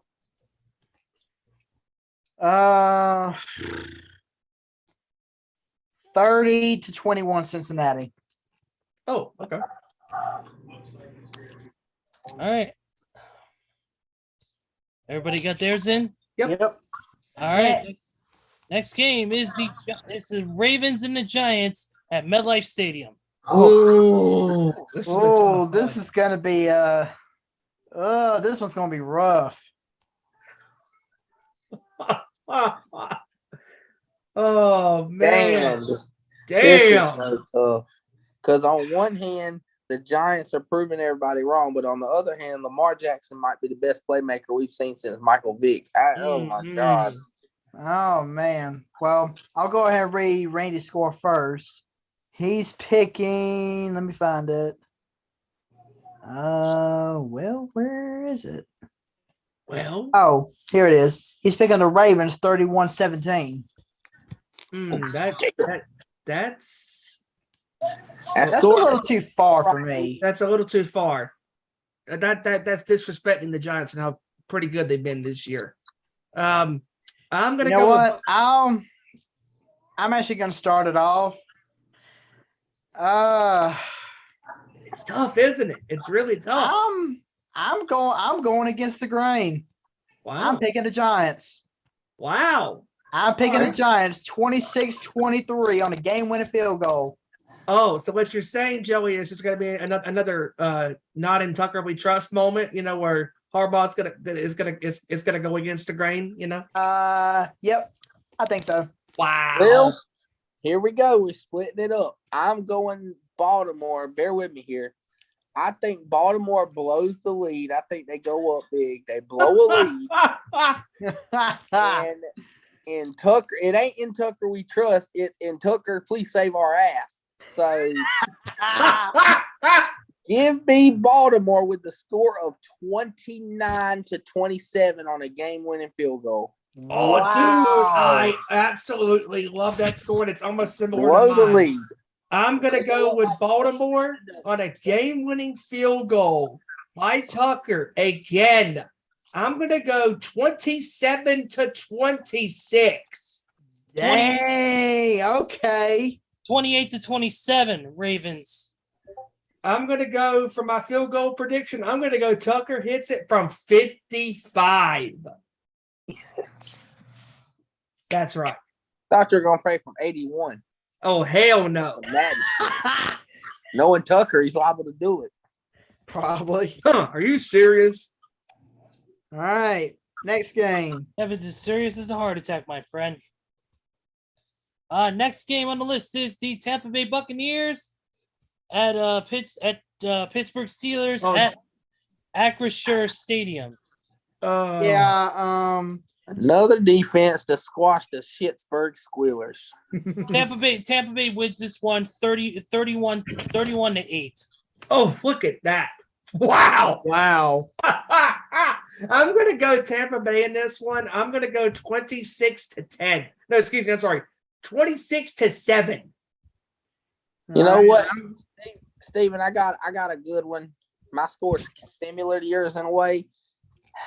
again, they played Buffalo a top 5 defense. Now they're playing Tampa a top 5 defense. Tampa's offense is not all the way there. So give me the Bucs 26-3. Wow, look at another 3-bird right there. Another one. If I'm not mistaken, Kevin, did you give them 3 points last week against the Bills last week? I think I did. I don't know what. I think he said 30-3 last week. Damn it, he was up by 8 points. All right. But real quick, that is the score that the Orioles got beat. Just saying, 30-3. Oh my God! But yes, give me Tampa Bay in this one. I'm going to go 27-6. Wow! And wow! I think we all can agree who Randy's going to pick in this game. Pittsburgh. He's picking Pittsburgh 20-19, or actually. He says Steelers versus the question marks. Oh my God. Oh my. 20-19. You know what? I think Randy's song that he needs to be listening to for the rest of his life is Seven Does Denial. Because he's always going to be in denial about how great Tom Brady is. Yeah. Ever since that tuck rule. Yep. Next is the it should be the 4:00 games now. Yep. Yeah, actually, yes. Carolina Panthers at the Rams. Oh God! Did you have to do this to me? Really? Really? This is so tough because we don't know what Panther team we're gonna get, but then again, we don't know what Ram teams we're gonna get. Oh dear God! I'm gonna start over with Randy's score. He's going Rams 17-10 with the quote. Sorry, Steven. Whoa. I would be surprised if this game is tied. You know, I actually cannot believe I'm doing this. No. I cannot believe I'm doing don't this. you? But no Matt Rule, no Baker Mayfield. PJ Walker has actually knows how to win starts. And like I said, you take away Cooper Kupp, you take away that entire Rams offense. So give me Carolina and an absolute stunner. 17-16. What? Wow. I think we should start, Steven. I think you're off the hook. We're going to start saying that Joey's team is the Panthers now. No. Thank God. One and only time. No. You're in denial. Now you're in denial because you're hooked. They have you hooked because Matt Rule is officially off the hook from Carolina. There's no proving head coach on this team right now. No proving quarterback, even though you said that their backup knows how to win. Dude, I'm sorry. I know the Rams are not the team that they were last year so far, but I'm not a fool. I'm not picking Carolina to beat the Rams this week. I'm going to go with the Rams. I'm going to go 17-13. Steven, I completely agree. My score is similar, but a little different. My thing is this. I don't give a fuck if damn Tom Brady or Joe Montana himself came back to play quarterback. Listen, who the fuck is blocking 99 on that Rams D-line? I just want to know. True. That's my problem. And the second problem I have with that theory is, you stop Kupp, you stop the offense, but here's the problem. The 49ers had the number one defense in the league, and we couldn't hold Kupp. He had 15 catches. So to stop Kupp, good fucking luck. And I'm sure Carolina ain't as near as good as San Francisco. Yeah. Give me the Rams in a shit show score, 14-11. Damn. You know what? Look at you. You know what? I actually got my brain back, so I'm changing my pick. I got my brain back. Boy. I got my brain back. Give me the Rams with that same score though, 17-16. I think you bumped your head because your quarterback is Carson Wentz. Yeah. 14-10. Rams over the Panthers. Wow. Pulled the Tua. Bumped his head too hard.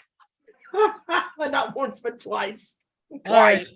Next game, Cardinals and the Seahawks in the 12th man. Oh, Jesus. I'll start it Oh, off right Lord. now. Give me the Sea Chickens in an upset. Division rivalry. Give me the Sea I wouldn't Chickens. even call it an upset. I'm going Sea Chickens 31-27.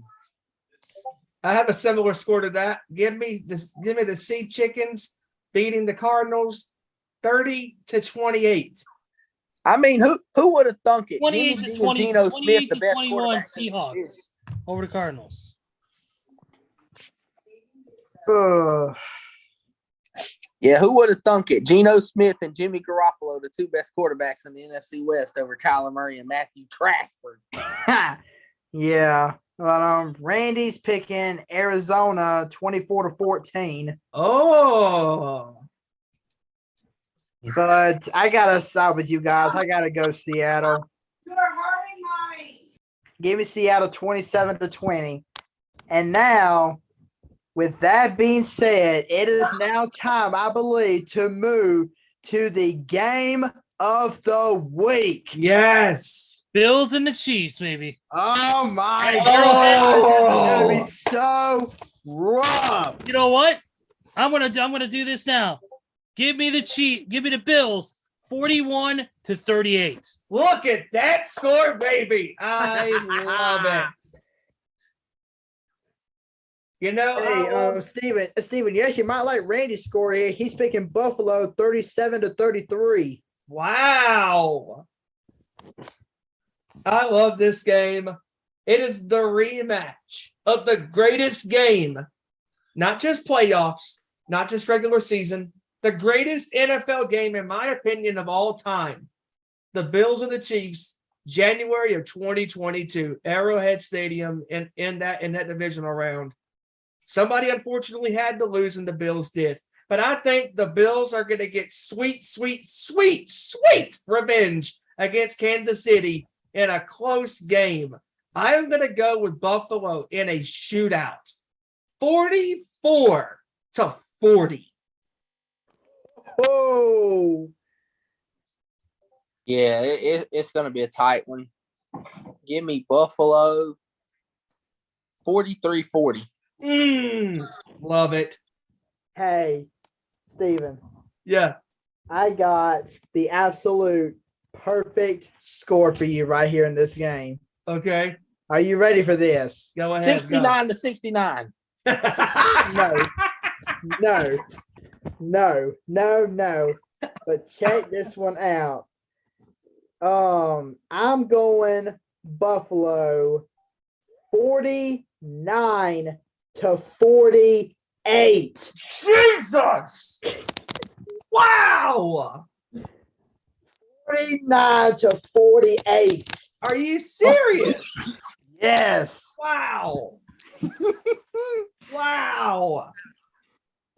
I hate to go against Kansas City here, but Buffalo. Oh my gosh, yeah, they're gonna get some sweet revenge. 49-48.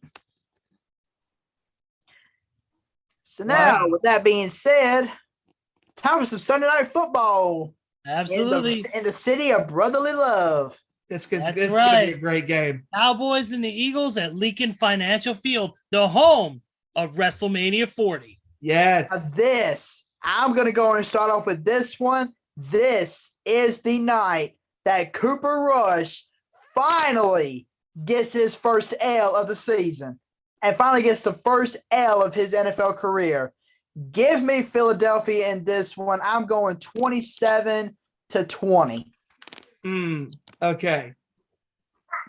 I know I picked Dallas the last couple of weeks because of who they've been facing, but there's no way I'm picking against Philadelphia because Philadelphia right now has the best defensive football, arguably. They have the best, in my opinion, the best offensive line in football this season. Jalen Hurts is playing out of his mind.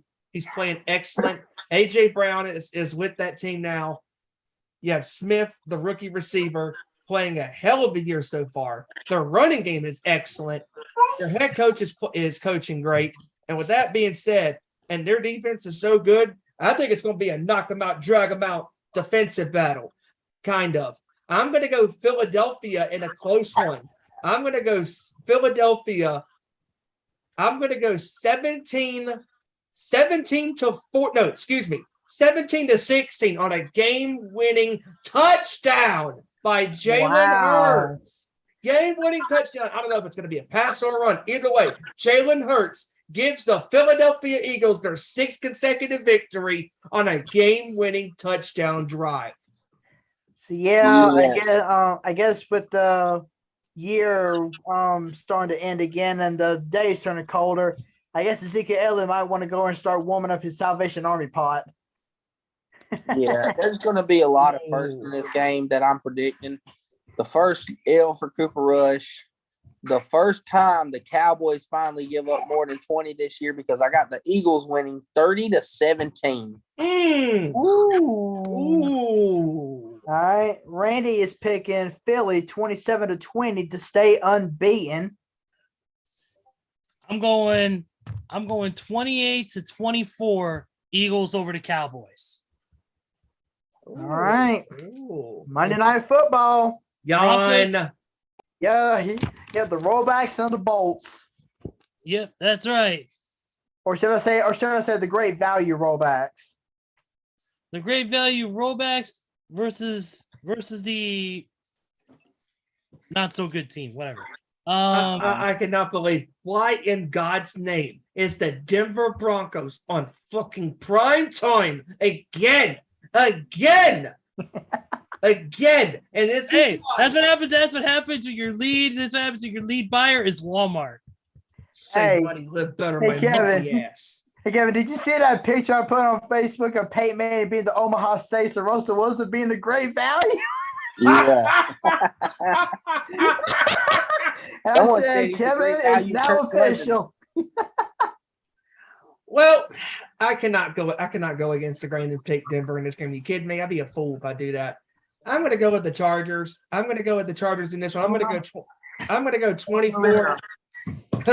I don't feel good about this as far as Denver goes because they suck. I'm going to go with the Chargers 24-10. Randy's picking the Bolts 35-10. I'm picking the Bolts 34-14. I'm gonna go Bolts 30. The Donkeys, whatever Randy calls them. The Donkeys. I'm going with that 10. Wow, look at us picking some of the same numbers on the Donkeys. All right, Kevin. Give me in our prediction battle for this week. I don't feel good about either one of these damn teams, especially with Brandon Staley coaching. But give me the San Diego whatnots, the Bolts, J. Herb and company, against the clearance aisle, great value, broken into sugar bag of the Donkeys. 21-12. Oh, rush, baby. Let's go. Yes. Oh, boy. 21-12, baby. That's an epic rush song, but that's not an epic game by the Donkeys. That is the test for echo of the NFL. Look, listen, I got a question. That is the sane anger of this week. I got a question, though. I know the NFL can flex the schedule, and they do it at the end of the year to pick the most important game. Why don't you flex the schedule to kick the Donkeys off of fucking prime time? Why can't we have the Chiefs and the Bills in prime time on Monday night? That's better than this game will ever be. Exactly. Come on. Russell Wilson, 200+ million. I can't even think of his numbers right now because that's how piss poor he's played this year. But Russell Wilson has that contract of over $245 million, something like that. All that money has been pissed away, and Denver has done absolutely nothing.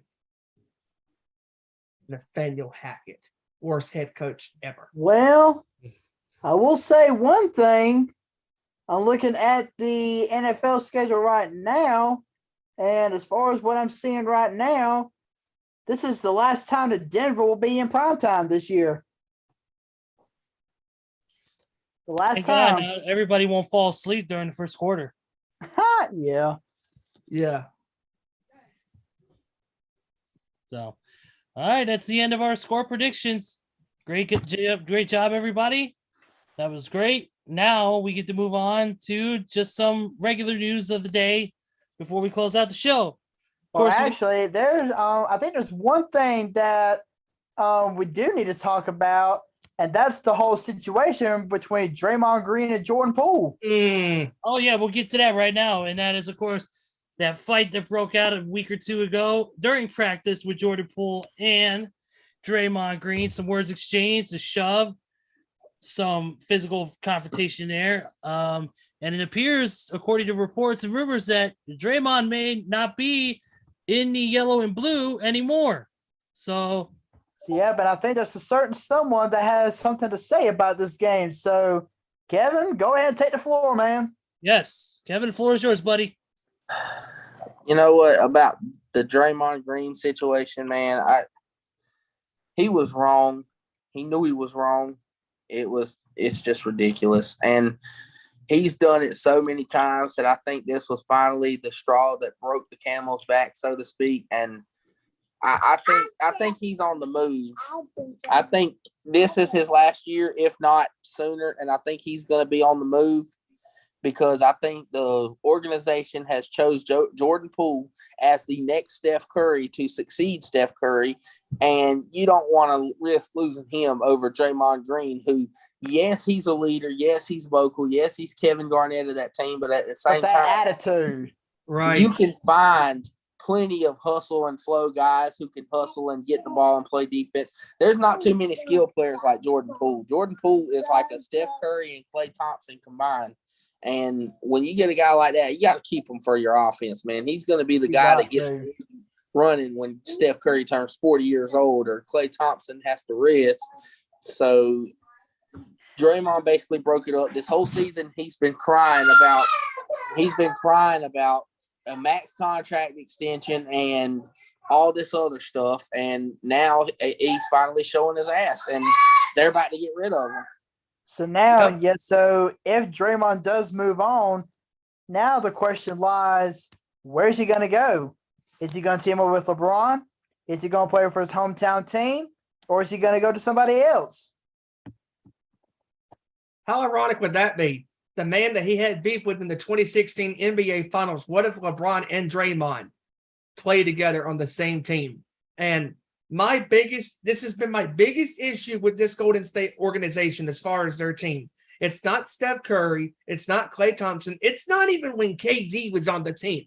Draymond Green has always been the player, no matter how much of an X factor he has been on this basketball team for the past 9 to 10 years. He's been with this team.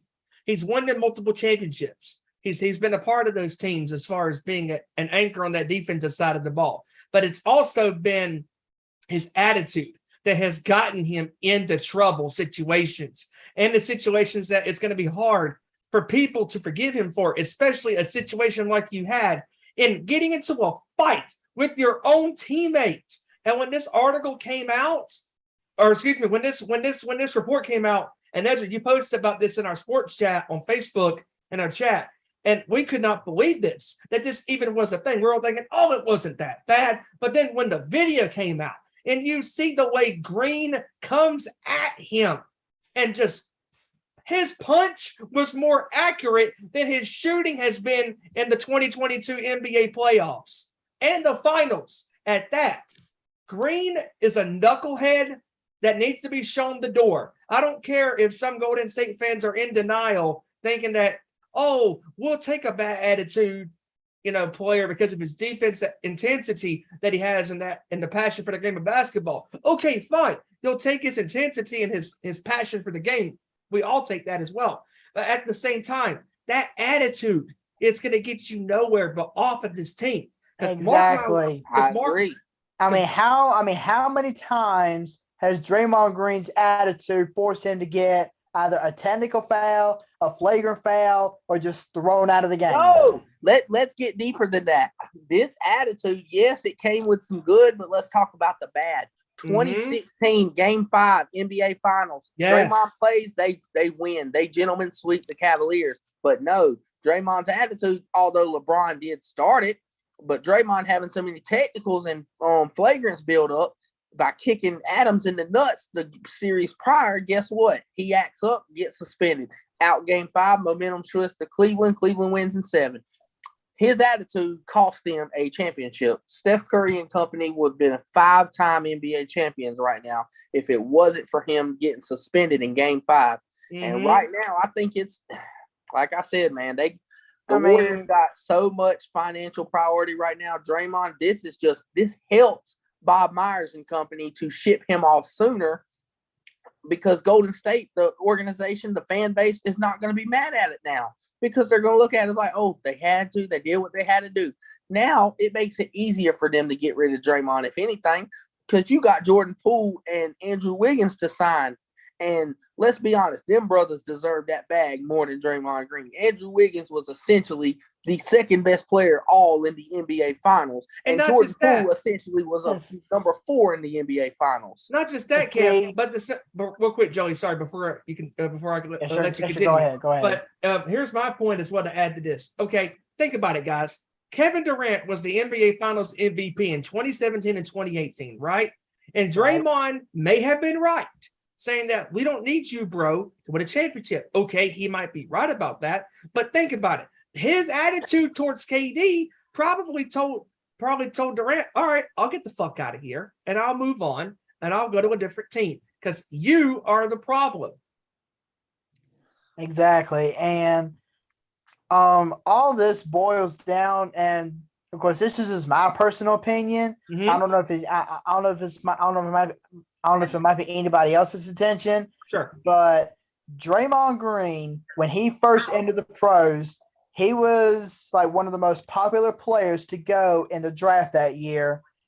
And it seems like every year after that, his popularity has dwindled lower and lower and lower and lower. And that is what I feel has incited this whole attitude, this whole anger, this whole jealousy thing that Draymond Green has had built up for such a long time now, because these players such as Steph Curry, Klay Thompson, Andrew Wiggins, Andre Iguodala, Jordan Poole, they're all rising up in their popularity. And Draymond Green just keeps dwindling lower and lower and lower. So he's agree. If I act like a actual badass and try to show my attitude, maybe it'll get my popularity back up and running again. And also as well, Joey, the simple fact that Andrew Wiggins and Jordan Poole were the biggest X factors besides Thompson at times, and especially Curry in these NBA Finals last year. Exactly. Jordan Poole broke the back Andrew Wiggins. Andrew Wiggins may not have done much in the regular season, but come playoff time, that was amazing. This came like nobody's business. Listen, this the last thing I'm gonna say about it, and I mean this is how you know this is about to end. It's the end of an era, not from the team, but for Draymond in a Warriors uniform. Like Stephen A. Smith, he is forcing his way to the Lakers. All this talk all season, I want to play with LeBron. I'd like to go play with Detroit. I want to play with LeBron. I want to play in the Lakers. I'd love to play in the Lakers. Yada yada yada. And then this, just like. It's simple, step by step on how this shit's going, and then he does this, and then here's how you know it's a real turn and completely over. Right. Normally, Steve Kerr defends Draymond. Steve Kerr's like, he just got into it. This time, he sounded so aggravated. At the podium, they said, "Do you trust Draymond anymore?" No comment. What does that tell you? Most of the time, it's like, our leader just made a mistake. Well, we just got to move past it. He's looked at them in their face and said, no comment. Well, is Draymond going to step away? Is that on his terms? He said, nah. This was a mutual agreement for him to step away. What does that tell you? It all goes back to that old classic saying. And this is the last thing I'm going to say, but it all goes back to that old classic saying: actions speak louder than words. Yeah, the team vets were standing up for Poole. Steph Curry said this was absolutely crazy. It both parts happened. It was crazy that it happened, and it was even crazier that somebody leaked the video out to the public to get more media attention and not just about trying to get attention and hate to Draymond, but look what they did in the process. They embarrassed a young man his mom had to watch him get punched in the face because you leak a video trying to throw more salt in the wound to Draymond Green. It's not just about Draymond's action. It's the embarrassment that Jordan Poole had to go through with the video being leaked and Draymond Green himself. It's embarrassing. And I just hope Jordan Poole gets his bag this week, because that's another breaking story that this week, by the end of the week, should be Jordan Poole reaching a contract extension along with Andrew Wiggins. And so I hope he gets his bag. Good for them. They deserve it. Good for them. They deserve it. Poole played excellent along with Wiggins in these finals. They were the X factors on this team. This team, reminded me of that 2015 team, that strength in numbers team. I mean, Wiggins had 20 plus points, 16 plus boards in back-to-back games. Jordan Poole had some great games in these playoffs against the Grizzlies, against the Mavericks, a couple of great games against the Celtics, on and off being an X factor on this team. And these guys deserve it. Draymond Green don't deserve nothing. And the way that Jordan Poole and Andrew Wiggins completely stepped their games up, not only in the playoffs, but the NBA Finals. Exactly. Mm-hmm. I mean, they deserve it. Yes, they do. Definitely. We'll see what happens going forward. Real quick, before we close out the show, I want to get into the baseball talk, which we wanted to get into some Major League Baseball talk really quick. Of course, like you said, the ALDS and the NLDS are both set. After this week's crazy wild card games, the Mets losing out. We got with us right now, we got the Cleveland Indians right now playing the New York Yankees, tied at 1 apiece at the end of the fourth. Wow. And then at 9:37 p.m. Eastern will be first pitch for the Dodgers and the Padres. And then of course we got game 2 of Philly and Atlanta, and Seattle and Houston tomorrow. Yep. Phillies and Braves at 4:30, and then the Padres and the Dodgers at 8:30. Yep. Man, and we spoke upon it earlier at the start of the show. The greatest collapse, arguably, in baseball history by a 100-win team in the Mets. The fact that they were leading their division for all but 1.5 weeks to go, and then they get in the wild card spot, a spot that they shouldn't. You could argue that they shouldn't have been in. They were in it, unfortunately, and they had to do their job, and they didn't do it. You let the Padres outclass you on your home diamond in game 3. A shutout. What was it? 6-0?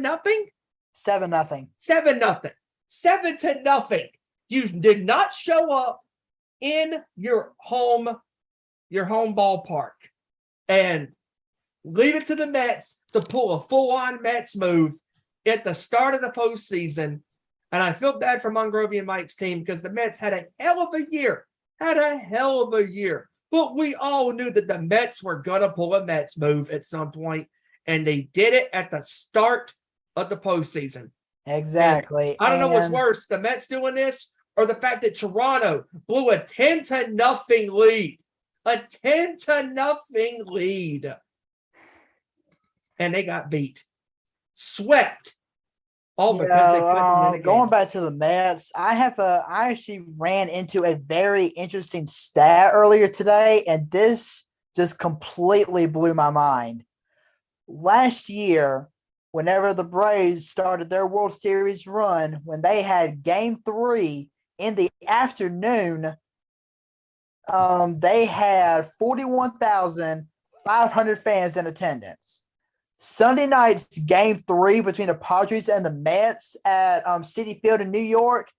Notice I said Sunday night game, only 39,000 fans. Wow. If the Braves can get 41,000 in a day game, and the Mets can't even get 40,000 on a Sunday night game, no. Mm-mm. Agree. Yep, definitely. Anybody else got anything else they want to talk about before we close out the show tonight? And real quick on the Astros game against the Mariners, what a hell of a win on a walk-off 3-run homer that we start off at the top of the show, middle of the NFL discussion. That's a hell of a game one victory. And Houston has those weapons, man. Those bats, when they show up, they can be deadly at times. And this is the time to be leaked on the playoffs. It would not surprise me if the Astros are coming out of the American League going to the World Series again. See what happens. Anything can happen in baseball. Yep. But on that note, I think I'm good. I think I'm good too, brothers. All right, then let's go ahead and close it out like we always do. Final thoughts. Joey, you first. Great show with you guys. Love coming on here, talking sports week after week, month after month. Great football analysis. Looking forward to another hot tail weekend of football action, and especially the game that I'm going to be looking forward to more than anything this upcoming week. I'm not talking about the Bills and the Chiefs because that's because I'm going to be pinpointing on that game Sunday as well. But I'm talking about my Bama boys going to Knoxville to take on the number 6 Tennessee Volunteers this Saturday at 3:30. Oh, I'm looking forward to that game. We've had 15 wins in a row against Tennessee. Bryce Young is due to make his comeback this upcoming week, barring any setbacks. So let's hope we can go into Knoxville and make it 16 in a row. But great announcements with you guys, and just enjoy the football. All right, Kevin, you're next, bud. It was nice talking sports with you guys. Got a little bit of everything: football, basketball, baseball, a little mixed bag. And I enjoy these predictions every week and reviewing the games. And we always have something to rant about, which is very awesome. But it's awesome to do a show with you guys. And I hope you guys and everybody else out there that's watching has a great rest of your week and enjoy it. I agree with that 1,000%. Steven, you know the drill, brother. Man, first of all, what a great surprise having you on the show this week. We were not expecting this. That was like an RKO, a diamond cutter, bang, out of nowhere. And, man, it's great having you on talking about this wild week in the National Football League from this past weekend in week 5 and week 6. Should be no difference, my friends. And, man, I had a great time on my birthday yesterday celebrating 30 years on this planet that we call Earth. Had a great time with family and friends and went out and celebrated. And, I just want to say real quick that I am truly blessed, truly grateful to have a team like you guys every week on this show. We've been through ups and downs on this show, but we have a crew that knows what they're doing, and we love doing what we're doing. And I'm very, very blessed to have great friends that I have met in the Busted Open Nation that I like to call the Nation's Corner crew. And y'all know who you are, and y'all have gotten me through some times in my life the last couple of years, and I don't know where I would be without all you guys. You guys in the Nation's Corner crew, and also you guys here on the sports show. I mean, it's awesome coming on here and talking about the world of sports and hooting and hollering, cracking jokes on these teams and these players and stuff. It's always good fun, and looking forward to another wild weekend in the NFL this weekend. The baseball playoffs is kicking into high gear. Divisional rounds are kicking off in the AL, in the NL, and NBA season starts up next Tuesday night. That's going to be awesome. And once again, before we leave, folks, you can follow us on Twitter, @ON_Sports Show, Facebook.com/Nation Sports Show, and on the good old YouTube channel, YouTube.com/Our Nation Sports Show. Also, follow the Nation's Corner on Twitter @Nation's Corner. Everywhere else on YouTube, Instagram, Facebook, it is @The Nation's Corner. Ezra, wrap us up, my friend. Sure thing, man. Thank you to everybody who watched this episode. Thank you to everybody in the crew here tonight. We definitely had some great fun. We talked about all the predictions for this coming week. And of course, we reviewed last week's games, which was wild. Maybe this next weekend will be wild. We'll see. Anything is possible in the world of sports. So definitely we're going to tune in this week and see what happens. But once again, thank you to everybody who watched. Thank you to you guys. Thank you to all of our friends in the Nation's Corner and everybody who watches as well. Don't forget to check out their socials, my group, Too Sweet Cosplay, and of course the socials here for this show as well. So, with that being said, for Kevin Rory, for Randy Guyard, for Stephen Wyand, and for Joseph Thornton, I am Ezra Vickery, and we will see you right here next week for another great edition of our Nation Sports Show. Take care, everybody, and have a great weekend. Peace.